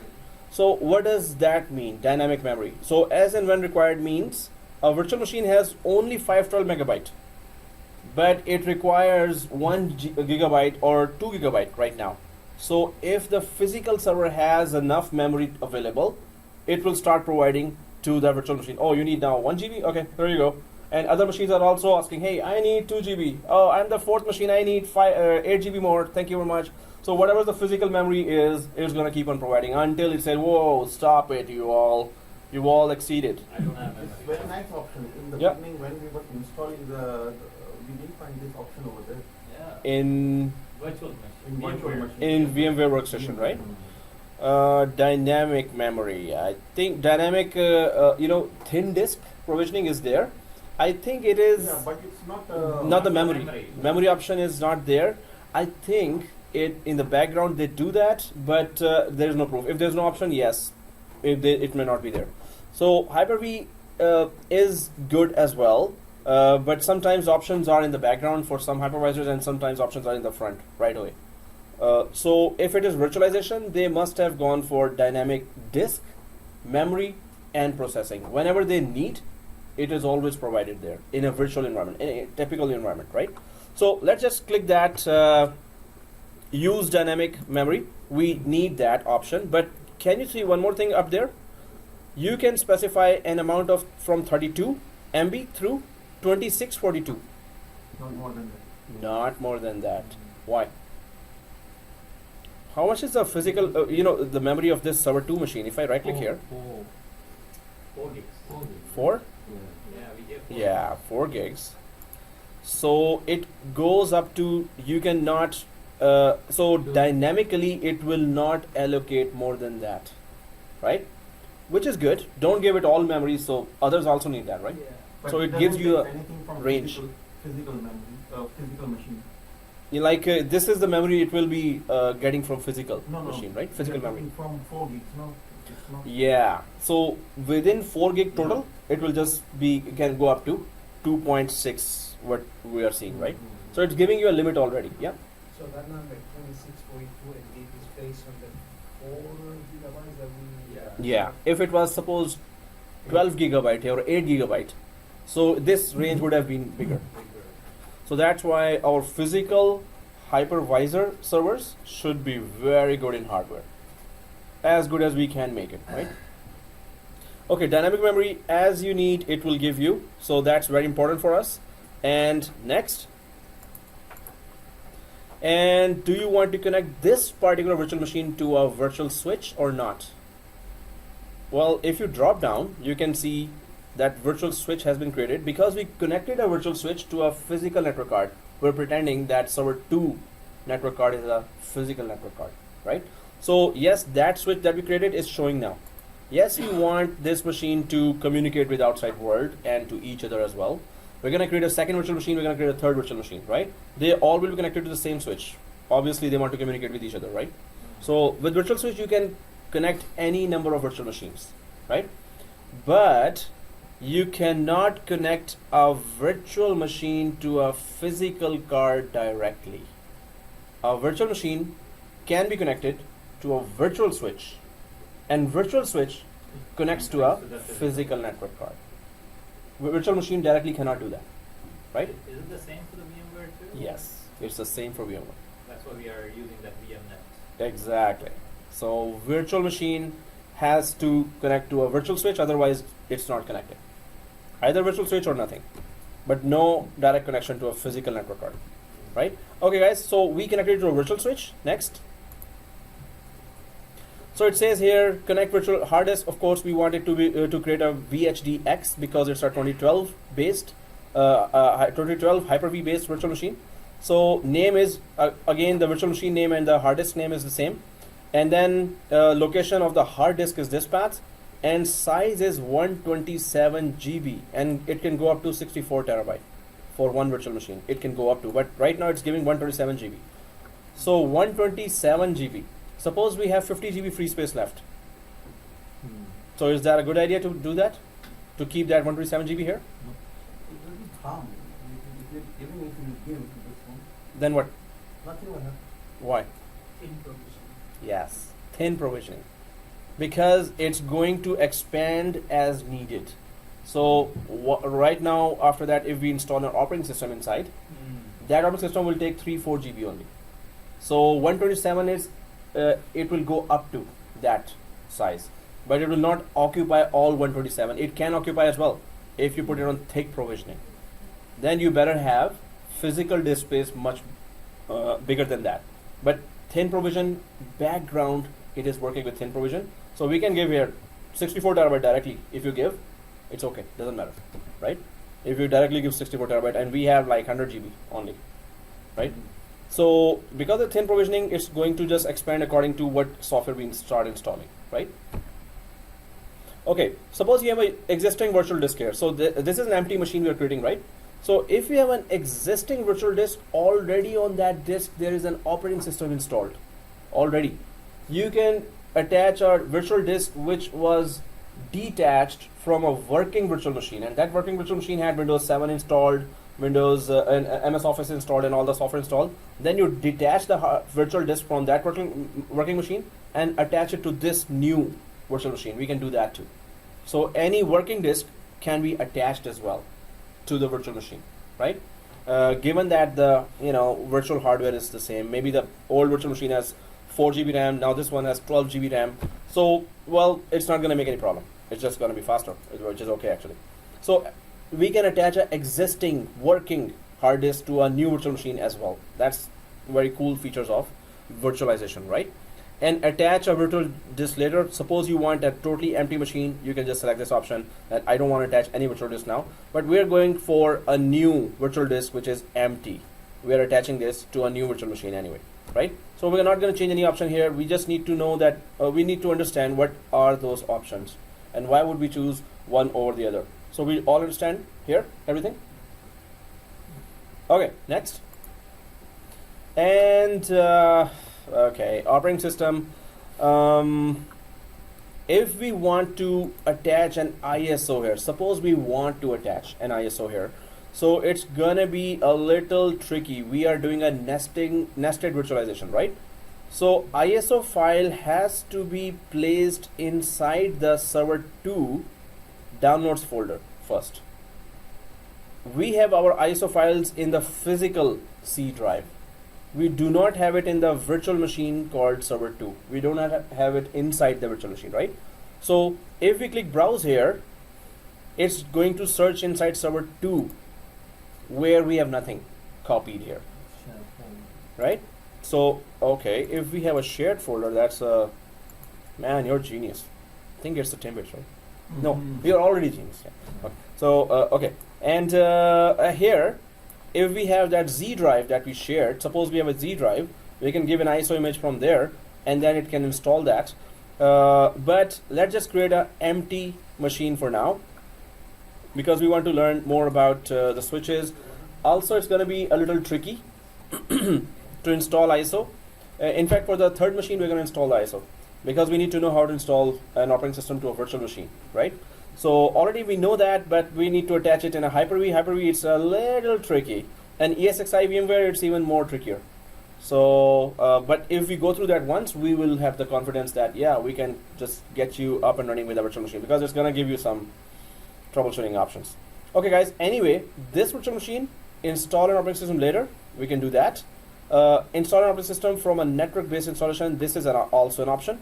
And from ISO, this is also an option. But in the third virtual machine, we're going to do that. But anyway, this is the first virtual machine, right? So install later. We're just going to keep it selected and next. And there you go. So all the options are there. Summary is there. Click finish. What did you select? Mm-hmm. Third option? First option. And next. And click finito. Hasta la vista.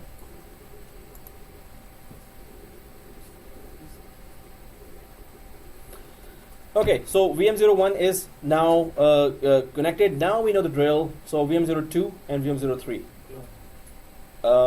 We are creating, we can create a clone as well. But cloning, so suppose we want to clone it, right? Can we right click the VM01 here? Right click just what we created right now. Do we see any option to clone? What? Yeah, right click. So here, no option to clone, right? Yes, we can. So when you copy, the hard disk and VM gets created in different folders, right? You can copy those folders into another folder and attach that virtual machine. That's one way. Just copy, actually go to the physical folder and right click and copy that folder. There will be another folder now. Yeah, but the serial number will be the same, no? Yes. Then you have to run sysprep on that. Yeah. if both machines have to be on the same network, sysprep has to run. Perfect, man. You had which one? Which Timbit you had? The honey one or the? No chocolate. Okay, no. So guys, try to have the other one, the white one, right? Not the chocolate one. Okay, guys. Just kidding. Okay. Because he needs the chocolate. Ah, it's always me. You know, you have an arrow ready. Okay. So it will work exactly the same concept of template machine that we did for Yes. Chrome. Template machine is much easier to do. Here, it's difficult to copy that folder and then run sysprep. Guys, there is a central software to handle the whole Hyper-V environment that is called SCVMM, System Center Virtual Machine Manager. That is the central application that's going to handle the whole Hyper-V environment. So that's just for knowledge. SCVMM, System Center Virtual Machine Manager, handles centrally. Suppose you have 200 Hyper-V separate hypervisors on a physical server, right? So one SCVMM can handle the whole thing. And inside SCVMM, you have the clone option, which is a proper way to do it, right? Otherwise, copy that exact folder and run sysprep on top of that. That's, long way. This is a very, not a very easy way If to we want to create the machine, we cannot clone it. We have to always create a virtual machine. It's not built into it. So that's why, people then go for, other options, VMware, Workstation, for at least environment. Okay, guys. So here we have all other options, but yes, cloning is not there. Let's just create the second virtual machine here. And now we know all the options. We can go a little faster. I'll just click the virtual machine again. Okay, cancel. Right click, right, new virtual machine. What option did you say? Oh, from there. Okay. Oh, Yep, okay. everyone there? Okay. But why we are Creating making 3. server 2 under server 2? Should be under server. Oh yeah. Mhm. Sorry. No problem. Which Timothy you took? I didn't take Chocolate anything. Oh, if you don't take anything, that's what you're gonna see. So do take something. Sugar level should be high, right? So okay. So virtual machine. Yeah. And then next, now we can go faster. Yeah, VM02. That's it. Nothing else. Next. Yeah. And then generation 2. But now we know the reason why would we go for 1 and 2. The main thing is not next finish. The main thing is, did we understand that, right? If we did not, please ask question, right? So next, checkbox for dynamic memory, because whenever we want more, it's gonna give us more, right? If it has it available. If so many virtual machines are sharing, then it's gonna always raise it. Whoa, stop it! Don't ask more. Already too many virtual machines you created, and memory is less. So yes, dynamic memory next. And then, of course, the machines need to connect outside planet, so the internet. So we're gonna give a virtual switch, and they can talk to each other with this virtual switch and to the outside world as well, because this virtual switch is connected to the physical network card as well. So next, and then this is the hard disk name according to the machine name, vm02.vhdx. VHDX is the hard disk extension of Hyper-V 2008, right? No. Hey, only Tarun is active. Come on, nobody else got me this fast. He's drinking coffee. He's drinking coffee? Tea, guys. Tea. Don't go for coffee. Come on. Okay, so guys, here. So VHDX is the virtual hard disk of 2012 Hyper-V, not 2008 Hyper-V, 2012 Hyper-V. So next here, yeah, that's the disk we need. And install operating system later. Yes, next. Nothing there. Finish. Second virtual machine got created. Okay, before we create the third one, let's just copy the ISO of Windows 8. Install an operating system. Yeah. And next, and finito. So guys, we need to install an operating system inside Virtual Machine 3. There are two ways. We should know. If you wanted to attach an ISO to the VM02, it's already created, right? So if you right click VM02 and go to settings here, right click VM02, go to settings. Are we going? Okay. So right click Vim02 and go to settings. Once you go to settings, is there any place that we can attach a ISO to? Where do we go? Network adapter? No. Hey, guys, don't take that Timbit that, you know, the... Okay. Checkpoint? Oh no. So everyone... Hard drive. Oh, yes. Now Like, take that. now take that Timbit, guys, again. So hardware, if we go to hardware, Yeah. where should we connect that? Is there a CD-ROM here?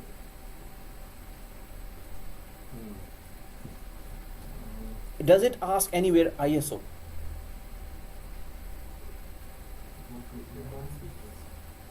So guys, here you can see here on the top there is a add hardware here. Add hardware. So once you because the machine is started or stopped right now, it is started, right? So if you go for add hardware and go for SCSI controller here, add hardware, SCSI controller. And if you click add, do we all see that? Add hardware, SCSI controller and add. What is there? Hard drive and DVD. DVD. So if we click add now, do you see DVD? Sorry? Yeah, but we're trying to see that is DVD even attached here or not, right? So that's how, because DVD is not there, we cannot find any place. Now we have to first attach the DVD. So this is if the virtual machine is already created and you want to attach an ISO now. Now we're going to create a new virtual machine, and during the wizard it asks that option already, right? That ISO, you want to attach an ISO, you want to install operating system later. If you select later, you have to go this way.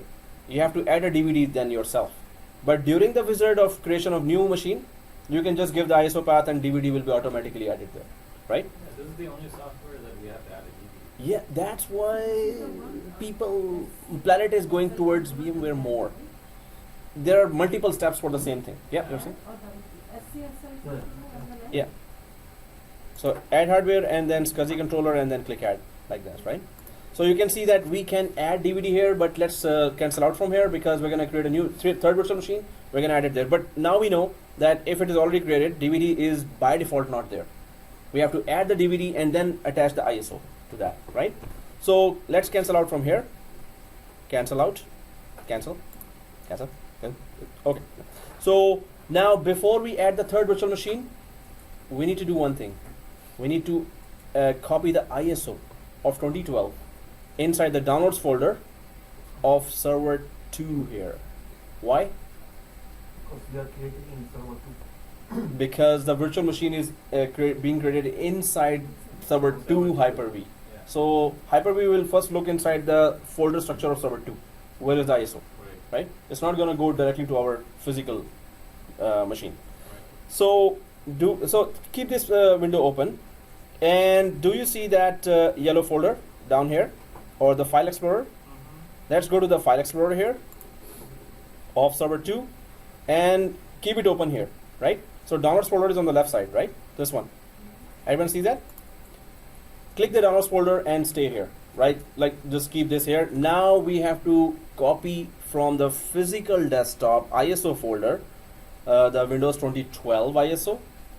Actually, yeah, 2012 because I want to go for 8.1, but normally you will have in the Hypervisor virtual machines, you will always have servers. You will not have client operating systems there. Servers will be, users will be remotely connecting to servers, right? Not to client machines there. So there is another thing called VDI or virtual desktop infrastructure. That's also very thrilling concept, and Citrix is based on that. So there you can use the client machines in the virtual machines as well, virtual environment. But right now we're dealing with only servers here, right? So keep this here and go way down to the physical server yellow folder. Physical server, not the virtual server yellow folder, right? Physical server yellow folder, do you all see that? You can also just minimize the VMware workstation like this, minimize, and physical server. Let's go there. And I'm just gonna go to my ISO folder here. So C drive, ISO folder, guys. Go to C drive. My folder structure is different because it's a laptop. So you have to go to C drive in a physical server and ISO folder. Go there and copy this. Windows 2012. Everyone sees that? Windows 2012 ISO. If you see that, exactly. So copy that, right click and copy that. Right click and copy. And well, if your VMware tools is working, it's gonna paste directly here in the downloads folder of. Oh, mine is working. Good. Paste. Oh, good. Thank God. No? It's working? Paste, right? Now, sometimes it doesn't work, right? Cool. Alrighty. So, You know, in the Canadian college, oh, thanks. we were sitting in one of the class, right? Mm-hmm. We had an issue. We couldn't be able to copy. Presuming, okay. Just to make the clone. Yeah, only syscrack option is not there. Otherwise, everything will be much better than comparatively with VMware? VMware. So you like Hyper-V options better than? Only because Okay, I got it. Okay, yeah, it's okay. So Hyper-V, that's why it is being used. It's being used more for because saving of money, and it has all those features nearly working the same as in VMware Workstation, VMware infrastructure, the E6i, not the VMware Workstation. In production environment, E6i, that's the main hypervisor that you, and the whole course revolves around that E6i and vCenter in VMware course, which I'm suggesting that don't go without that course, right? You have to really understand VMware. VCP-DCV. So VMware Certified Professional Data Center Virtualization. DCV is Data Center Virtualization. So it really goes in depth. So that's why you must understand all those concepts. But we're gonna jump into cloud as well. And yeah, today I'm gonna give you instructions on how to buy that. And we are all on WhatsApp, right? So anyone buys that in $2, please share your experience with others as well, because others will be like thinking. And if your domain is not ready, you'll be sitting back and enjoying the show. So better be part of the show than be an audience of that. We have to do everything by ourselves. Go to GoDaddy.com and then buy it. And then Before the end of the class, I'm going to show you. I'll go to GoDaddy and I'll just show you there. I have already bought 4 domains, so I can buy another one. Yeah. For all courses, one by one. Huh? $2 for the whole year or 1 month? 1 year. $2. good deal. It's very good deal. Otherwise, normally it's $10. Hope there is no hidden. No, because so many courses we have done that. Okay, guys. So here, did we all put that here? Have we all put in here? Have you put in? Okay, put in. So okay. So here, if it is in downloads folder, minimize that. And now we're going to create a third virtual machine, but this time we're going to give the path ISO of from the downloads folder. So right click. Let's go back to Hyper-V Manager, and right click again, third time, new virtual machine. Everyone there? No, new. Hey, you're not looking at the board at all. There's a board here. Come on. So I've seen 2 or 3 students are like that. They don't look. They want to just go themselves. That's good. That's always good. Yeah. No, that's always good thing. Yeah. Oh, there's a board there? No. I didn't know. So okay, virtual machine here, and then next. Shit. Um, That's the board. Seems like 5 months. VM03 next. VM03 next. Generation 2 next. Use dynamic generation 2 next. Use dynamic. Now we can do it with eyes closed, right? Okay. So, but let's not do that with eyes closed. I go. Please Yes. don't close. Yeah, don't. Go then, okay. Don't close. So next, and connected to virtual switch. Next, and VM03 will be the name of the hard disk as well as the virtual machine. And next, and now here, install an operating system from a bootable image file, and click browse. And wherever you put the ISO file, let's go to that area. So I'm just going to click browse here, and to the left side I can see already downloads folder like this. And we double click that. In French it is double click. No, double click. Okay, I don't know. I forgot. Seriously. Okay. So Windows 2012, and yeah, it's double click. So okay. Go there. Double GoDaddy. Next. So everyone has given this path? Yes. Next. And finito. Now we start this machine. Finish? Everyone? Right? Yeah. So, okay, so let's start this virtual machine. How do we do that? Right click, VM03, and there's the start. So let's see whose virtual machine just starts installing Windows, and in whose virtual machine we have to actually go and choose the boot sequence. So if I start this virtual machine, now how do I know that it's started? So there's a thumbnail here, down here there's a thumbnail, but that's very small, right? So but we can right click this machine, and we can just click connect here, this one. So right click again. First we right click and start, then we right click and connect, right? Yeah. So we have to get used to different hypervisors, because out there it's a lot of hypervisors in the market. So connecting to VM03 boot failed. Okay guys, do you see this? Guys, everyone, do you see this option? Guys, everyone? Everyone? Okay. So Yeah, he already is. So guys, if you see this option, Yes. you have to press any key at that time quickly. First, click the mouse button to grab this virtual environment. Click the mouse button on top of that. Press any key to boot, then it's going to start installation. Right? So click and press any key. Click, press any key. Does it start the installation? But I didn't click, but I pressed any key. Is that okay? Which is okay. If it is already in the environment, it's going to capture still that. If it's not, then it's not going to capture. But so no? Yeah, so if you go down here, you see boot failed. Everyone sees that down here? Boot I failed? didn't get it. I got this. Perfect. So you did not eat any, right? Oh, you had one. Timbit. I didn't even have one. I gave, Yes, you had one. I didn't even have one. You don't eat yourself? No. Oh, okay. I Oh, eat everything that oh yeah. How will I grow? we need to Okay. Guys, if you see the boot failed here, restart the machine, because we need to, as soon as you see this sign but not this sign, as soon as you see this sign, click and press any key. It will start installation, right? So I'll reset. So reset button is this. Reset button is this, and oh, there you go.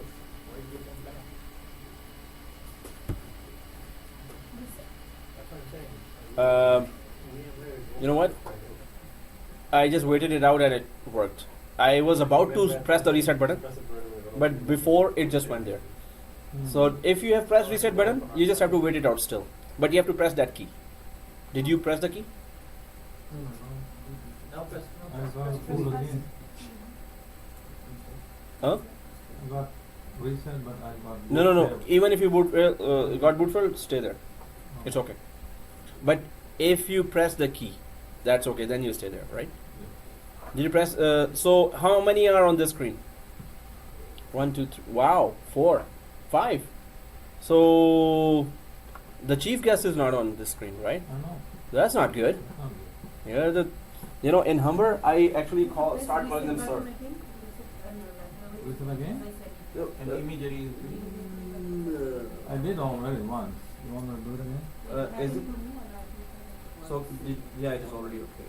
Did you press the button on that? Yeah. Oh. No system. Oh.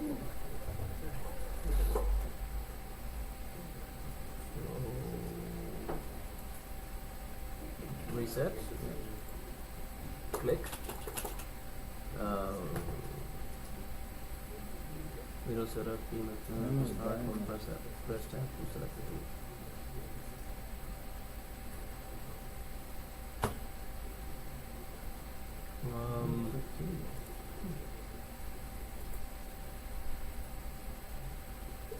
probably to pay for units. Yeah. start again, connect again.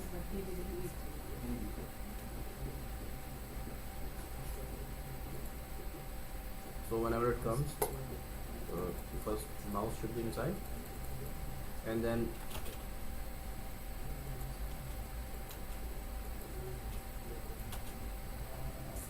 now you have to wait it out. Okay, we are good. We are good. Oh, good. Huh. So you know what? There's no other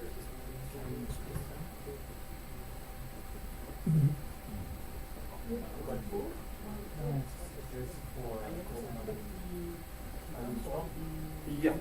Guys, if you reach that boot screen, please go ahead. Yeah, you have to just wait it out.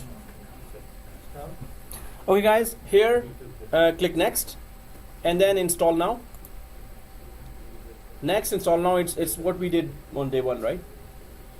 So it's just a Windows 2012 installation. Loading files now. Is it? Yeah. Good. So on this, what do we select here? data center evaluation. With GUI, right? So data center evaluation with GUI. Next. And you know, this we did before anyway. So that's the same installation. Accept the license agreement. The only thing we need to remember is that last option in the 4 editions. I got error. No Guys, kidding. Installation was cancelled. Oh, It yeah. might your computer won't be safe. That was cancelled. Everyone got it. We just cannot find the Microsoft software license terms. Yeah. Are you having any option? Just say okay out. Can I say okay and Okay. Well, since that's the only option we have. So Say okay. try again. Oh, now it's Oh. No, it went back. Then again, Yeah, try. Oh, you're good. oh, error again. Oh. Did we copy the wrong list? So all the physical machine here. No, yours is also mine. No, it's No, like you're still using a college machine, and you're still using the ISO, which was inside the C button. Are you getting? So only you're getting to it. You can just shut down and turn off. Right click and turn off, and then turn on again and try again. Turn down, turn on. Or restart?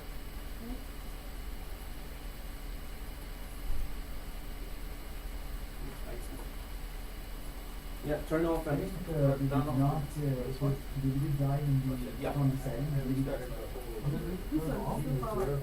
Turn off. the settings. shut down, right? DVD You have to drive. shut down? Or you can Yeah. restart? So because we bought it from DVD, so there also has to be some new data. But mine, I did the exact same search which you already did. But you have the in the DVD as well, right? Of the I summer don't do two. it, just not. But if one Yeah, person gets four the per error, month, right? but most people are getting the same error, right? So Yeah. we follow the same instruction. Yeah. So we can just try to replace the ISO, or we can shut down and try. Okay. Better shut down and try again. I'm restarting the whole server. Oh, Server two. serious? Is that okay? Well, no choice now. It's too late now. So turn off the machine and start the machine again. So there's a red button on the machine. Did you turn off already? Right. No. Okay, turn off and start again. And oh, you're okay. Okay, there's another one. Okay. But did you get the error before? This is the You get the virtual error machine before. connection. Yeah, if you were at Says, once, I think. will shut down? Oh, you're getting that again, Yeah. and you turn off. Okay, Well, restart the server. word. Yeah, Rockmartic will kind of maybe welcome to Microsoft. Is try to restart the whole server too. Guys, this we can still do. You know, we wanted to know how to install a system. We don't want to wait for the installation of the system. We want to learn Hyper-V, not to wait for a system to fully install, right? So this is not a priority here to have a working operating system inside virtual machine. The priority is to learn the Hyper-V functionalities here. So this is just secondary. as only thing I wanted to show you that how to attach a ISO within the Hyper-V virtual machine. Oh, you're good. On off and on it works. No. You have to pass that screen. Then you Ah. will But get my that. one Oh, is yeah. not shutting. After It's not shutting down. Yeah, you're right. Oh, okay. No, even if it's not shutting down, we do not need the operating system there. I mean, like if it's there, it's okay. If it's not there, it doesn't matter. Okay. We're still okay. So after this lab, we are not doing anything. I want to go ahead now. So let's just do the next lab, right? Next lab means the still Hyper-V next thing. So I'm just not caring about the system. I don't need that, right? So I'm just gonna put it aside, and I'll just click close here because it's already in the background. It's gonna keep on working, right? So it's still there in the thumbnail. So guys, do not waste your time on operating system is working or not. The main thing is how to attach an ISO to an operating system. Now, if that ISO has no problem, it's just going to keep installing. So that's what we needed. So main thing we learned how to attach an ISO within the environment. You Yeah. cannot do mapping. Just we have to copy. Yeah. Mapping. There are many other ways actually. We can map as well, and still it's gonna work. From, But this is the best way to do it. I know. Others will give. It could give errors in other ways. This is the best way. So guys, having an operating system is not a priority here. So let's leave that. Close that window. If you have this window connected like this, just click close here. In the background, it is still working, right? But click close here, and this is waiting for the operating system is not our objective here. So once we know that how to do that, and now let's just go for the next one, which is the virtual switch manager. So everyone there? So wherever your machine is, whatever error is giving, or if it is installing, we don't care about that, right? It's not the priority. So can you go to server 2 here, and virtual switch manager? Everyone there? So click that virtual switch manager, because that's where the main stuff is. Virtual switch manager, we can see external. Everyone logged into this one, right? Everyone connected to this? Okay.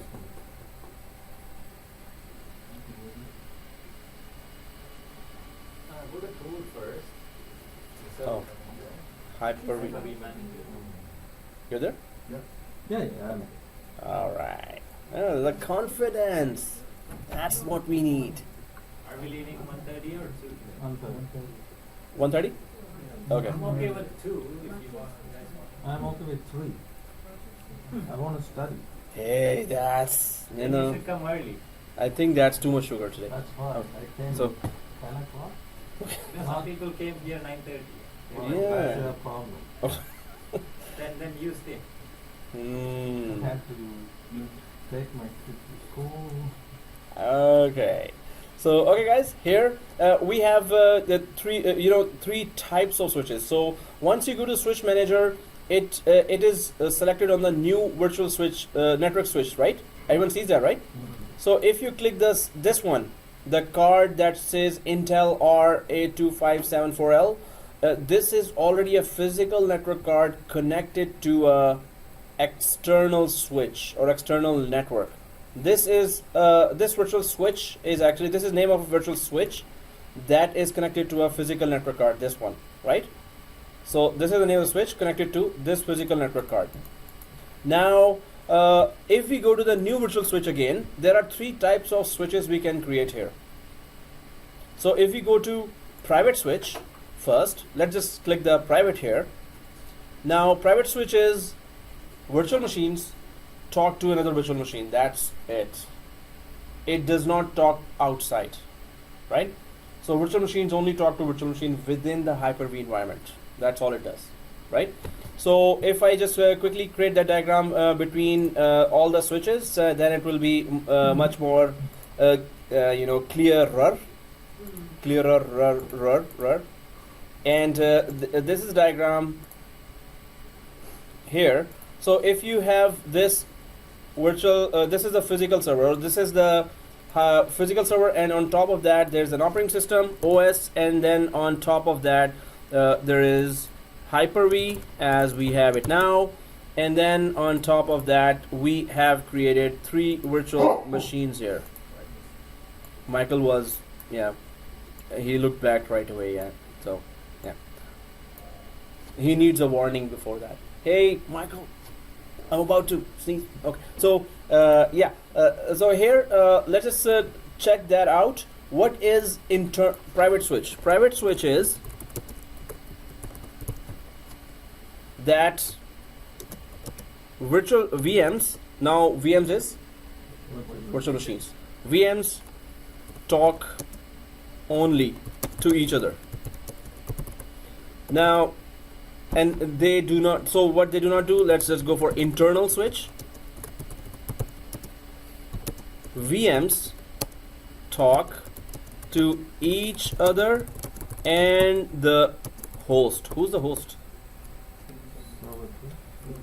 Exactly, server 2 operating system. So you want to interact with the server 2 operating system, copy paste anything, it's internal switch. And external switch. VMs talk to each other and to the outside world, which includes, of course, host already. Host already is there, but then they go outside as well. Now, what's the difference between the three switches here? So private switch here does not connect to a network card, right? So if I go for a network card here, does not connect to a network, to a virtual switch. It does not connect to a virtual switch, private switch. Now we're going to create a private switch and we're going to see that. And here, internal switch also does not connect to a virtual switch. Sorry, virtual card. Yeah, I think too much sugar. Yeah. So does not connect to a virtual switch that is connected to a physical NIC or network card. What's a NIC? Anyone knows? Yeah. So if I use in network card, instead of that, if I use the word NIC, that means network interface card. NIC. NIC is network interface card, right? So now let me just draw that national ID. Okay, yeah, NIC, exactly, national identity card. So here, guys, if you have a virtual, so first of all, private switch. So that's PS, private switch. So virtual machines will connect to this switch. Virtual machine will connect to this switch. That's it. They have no communication outside. They have just communication with each other, right? So if you create another switch called internal switch, so that is IS, and virtual machines will talk to each other through that switch, and they can talk to the host Hyper-V as well. Now if you create the final switch, which is external switch or ES, so this switch has to be connected to a physical network card. So this means virtual machines connect to each other through that switch, and that is external switch is only connected to a physical network card as well. So then physical network card takes it to the physical switch and to the internet ultimately, right? So private switch only talk to each other. Internal switch talk to each other, virtual machines, and to the host. And external switch talk to each other and to the outside world. Right? We all get that? Right? Okay. So now let's just create all three types of switches quickly. Yeah. So internal switch, the machines can talk amongst each other. Like if they're not connecting to a virtual switch. They are connecting to virtual switch. They are. So these are switches that machine has to connect first. Machines have to connect either to internal switch or private switch or external switch. They have to connect to any one switch anyway. But you said that Mm-hmm. only the external, the last one is connected to the virtual switch, the last external switch, right? If you look at internal The switch, both private switch and internal switch, they are not connected to the virtual switch. So the private switch is not connected to a physical network card. so if you look at the internal switch, Internal switch. verbiage, the line says does not connect to a virtual switch. Yeah, the second Oh, internal switch, VMs talks to each other and does not. Oh, that I was supposed to. This is wrong, right? one. So sorry about that. I was gonna yeah. So it does not connect to a virtual switch. Does not connect to a virtual switch that is connected to a physical network card. So the main thing is internal switch and private switch do not directly connect to a physical network card. Let's just make it very simple like this. Yeah, I like it. So cool. Oh, okay. Here, seriously, can I have a bigger duster here? You can give from there only. That's the biggest. Oh man. Oh, there's another one. There's another way. See this? Ha. And delete. And delete. Okay. I'm getting better in Paintbrush. Cool. So yeah, VMs talk only to each other, and this switch. So guys, this is my bad, and let me just fix that. Seriously. Okay. So this switch does not connect to a physical NIC, and same for internal switch. This switch does not connect to a physical NIC. But it will connect to virtual. Yeah. So this switch will be the reason that virtual machines will be communicating with each other And the host. and the host. The first one, virtual machines will be connected to each other. That's it. That's it. Right. So let's just create the first switch here, and let's correct our definitions here. So VMs talk to only each other, and this switch does not connect to physical NIC. Let's just see the proof of that. What is the proof that But when we you create? mentioned about the virtual switch on both those for a private switch and info switch. Mhm. They both connect. They both connect to the virtual switch, right? For private switch and internal switch. Private switch both connect to? No, private switch does not connect to a virtual switch. You said before. Is that right? Okay, let me just then, we have to really clarify that. So let's just create a quick new one. And there are the two virtual machines here. And first let's create a private switch here, right? So private switch here. So private switch. So the only thing private switch do, now we're going to create a private switch. So when we create a private switch, the only thing it is good for connecting two virtual machines together, and they can talk to each other, they can ping each other, they can share file each other, right? That's all it does. So the statement, the two virtual machines will connect to the private switch. 2, 3, 4, 5, 200. Doesn't matter. They will connect to each other only. They will not connect to host. They will not connect to outside. Right. That's private switch, right? And the second one is the internal Mhm. switch. In the Hyper-V, you can create for this and but for our free servers, we can create 3 switches. We can create 300 switches. Yeah. But we cannot do that with VMware. Oh, same with VMware. We can create 284 switches there. So we can create as many switches as we want. Private switch, private switch, private switch. Suppose we are doing accounts department has a testing environment, they need a private switch. Sales department has a testing environment, they need testing environment for 4 virtual machines. They will have their own private switch. Because private switch just connects those machines. It will not connect any other machine or any other switch machine to that machine, right? So suppose I have another private switch here. Because in VMware you have only one switch, and you can select the VM10 or 12. That's only one. So Oh, VMware Workstation you're talking about. So VMware Workstation is just a client side, right? So we don't use VMware Workstation in companies. We don't use that, right? So here, yeah. So private switch is good. Everyone understand what is private switch? Yeah. Now the internal switch. Now the internal, please. So internal is that virtual machines still talk to each other,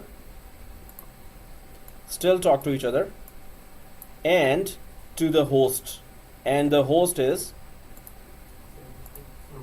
server 2, server 02 Hyper-V. So they talk to server 2, which means you can copy paste anything between them. But Mainly let me this is. clear that there's no two different virtual switch. There's only one virtual switch, right? This is different. This is different because we did not do the lab, so that's why it's not clear right now. I was about to do the lab, so let's try to clarify in the lab, right? Okay. As soon as we create the lab, you will understand like this, right? But this is a separate switch, this is a separate switch. And we can create one private or two private, two internal, and two external. Three private, three internal, and three external. We can create as many switches, right? For different purposes. So it connects, so we understand this communication here. And then the external switch we understand already. What is the external switch? So external switch, since I'm trading that, just for external switch,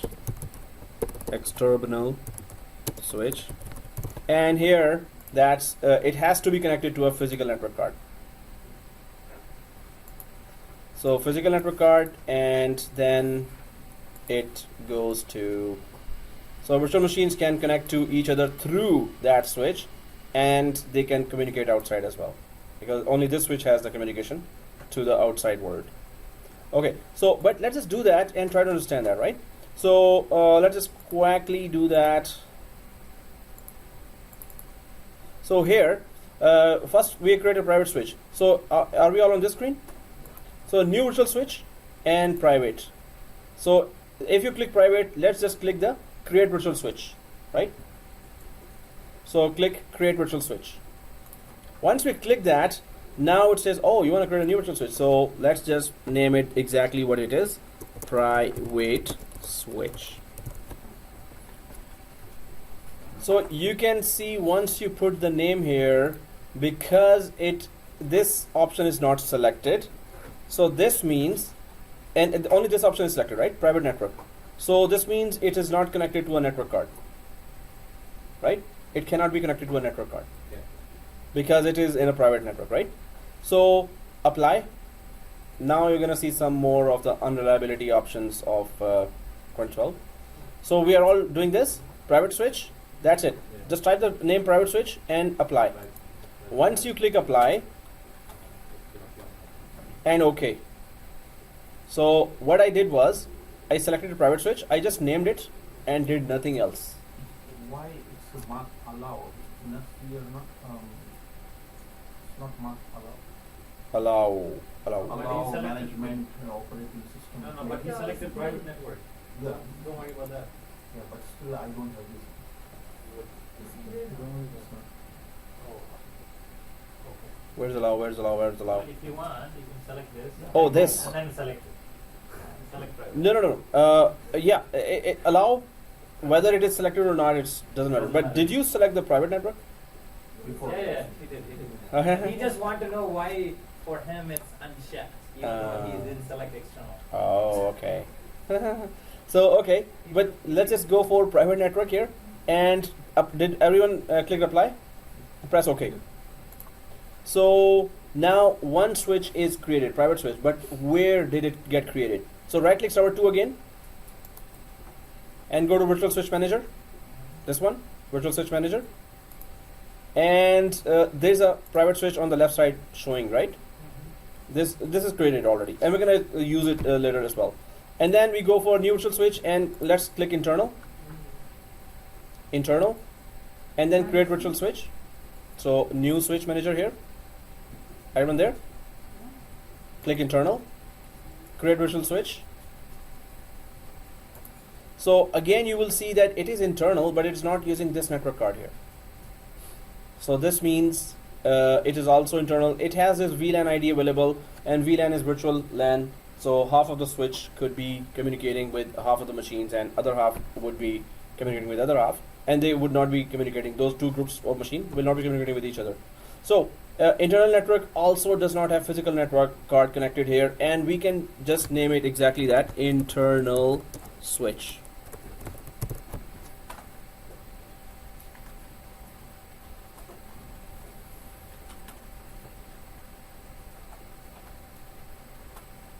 Internal switch, and then apply and OK. That's all. So this is second switch got created, right? And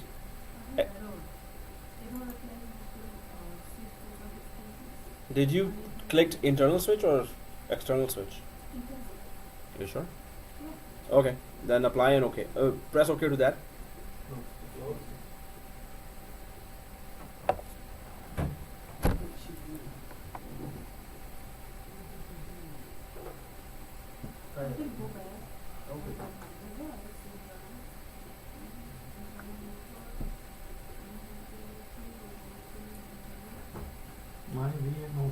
still running split because of the error.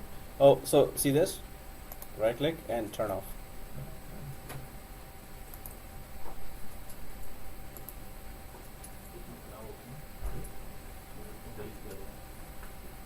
All right.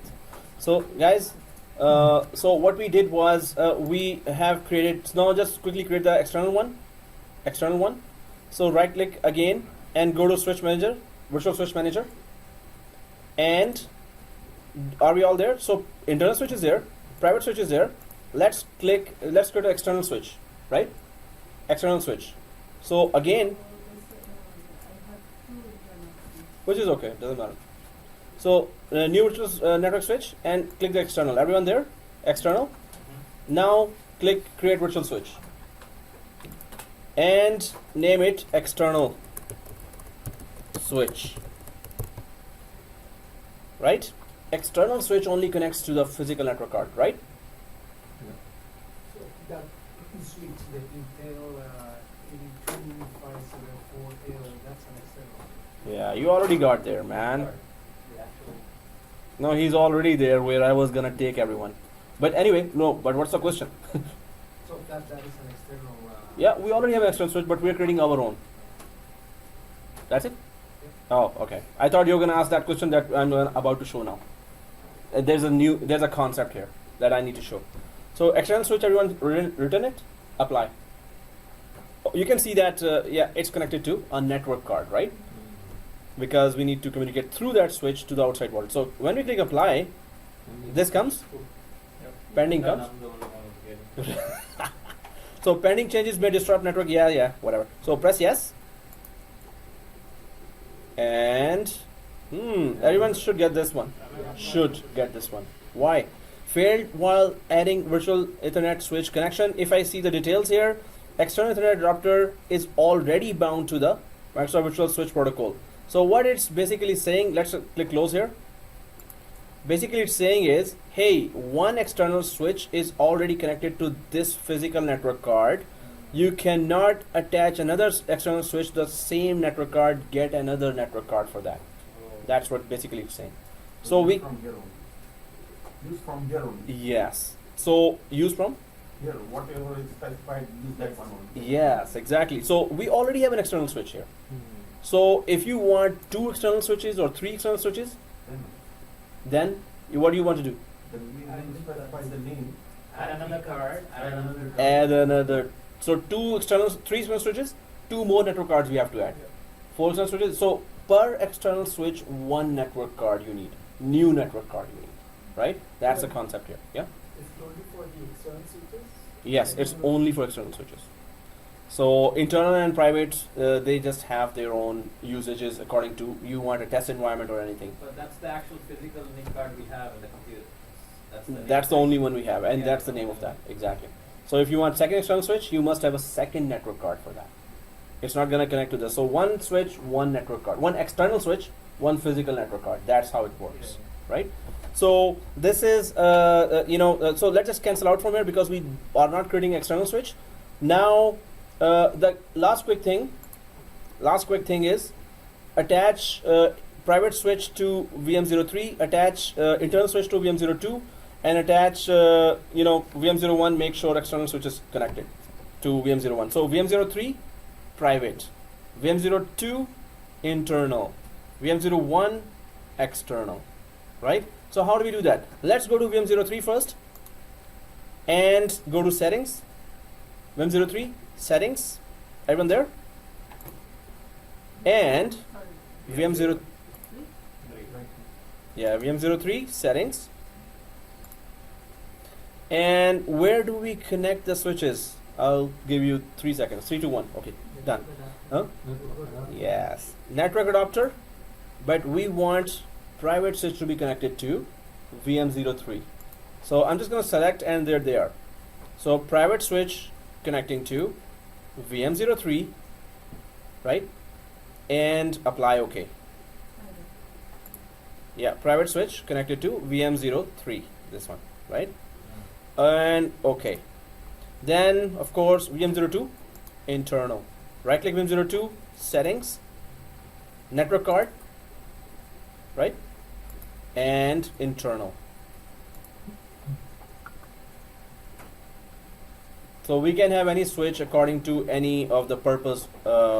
Virtual machines want to be on sales department only network testing environment. So you create a private switch called accounts or sales department test environment, test switch or test private switch.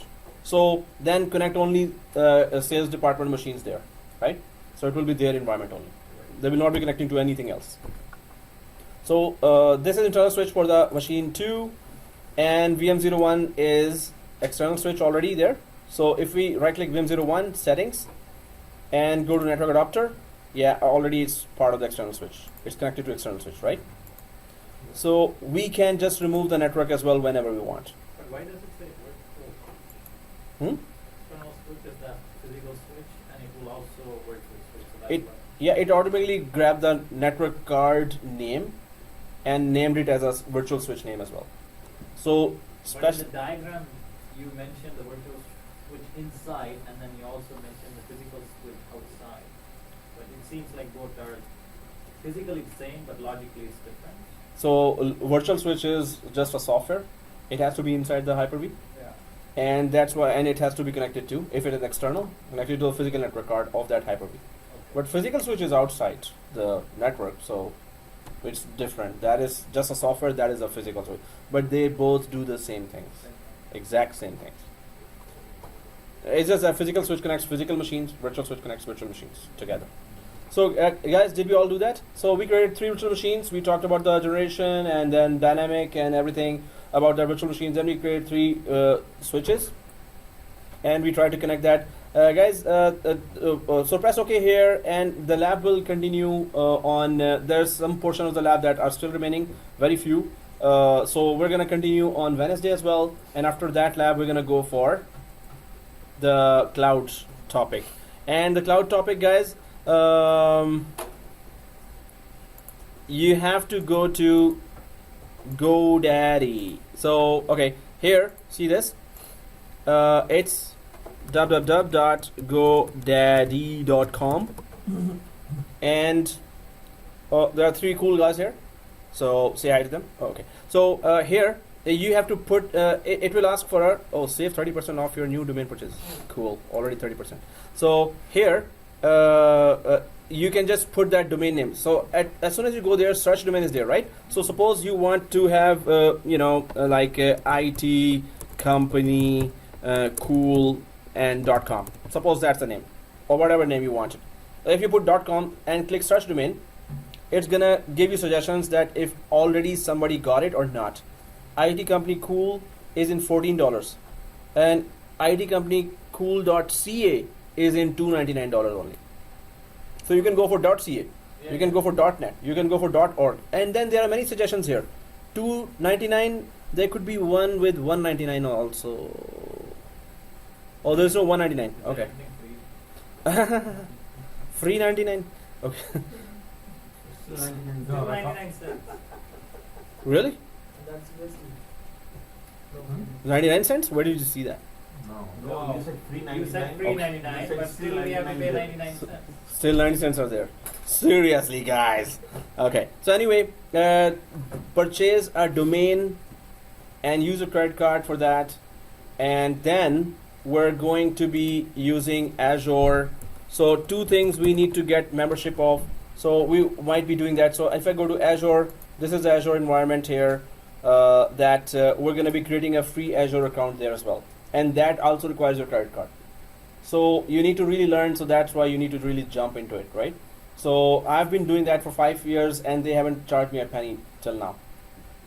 I just bought a domain, of course, but just buy it in $2, $2.99, $3.99, $1.99 if you're lucky. Probably you're referring the students, so that's why they're not charging Commission.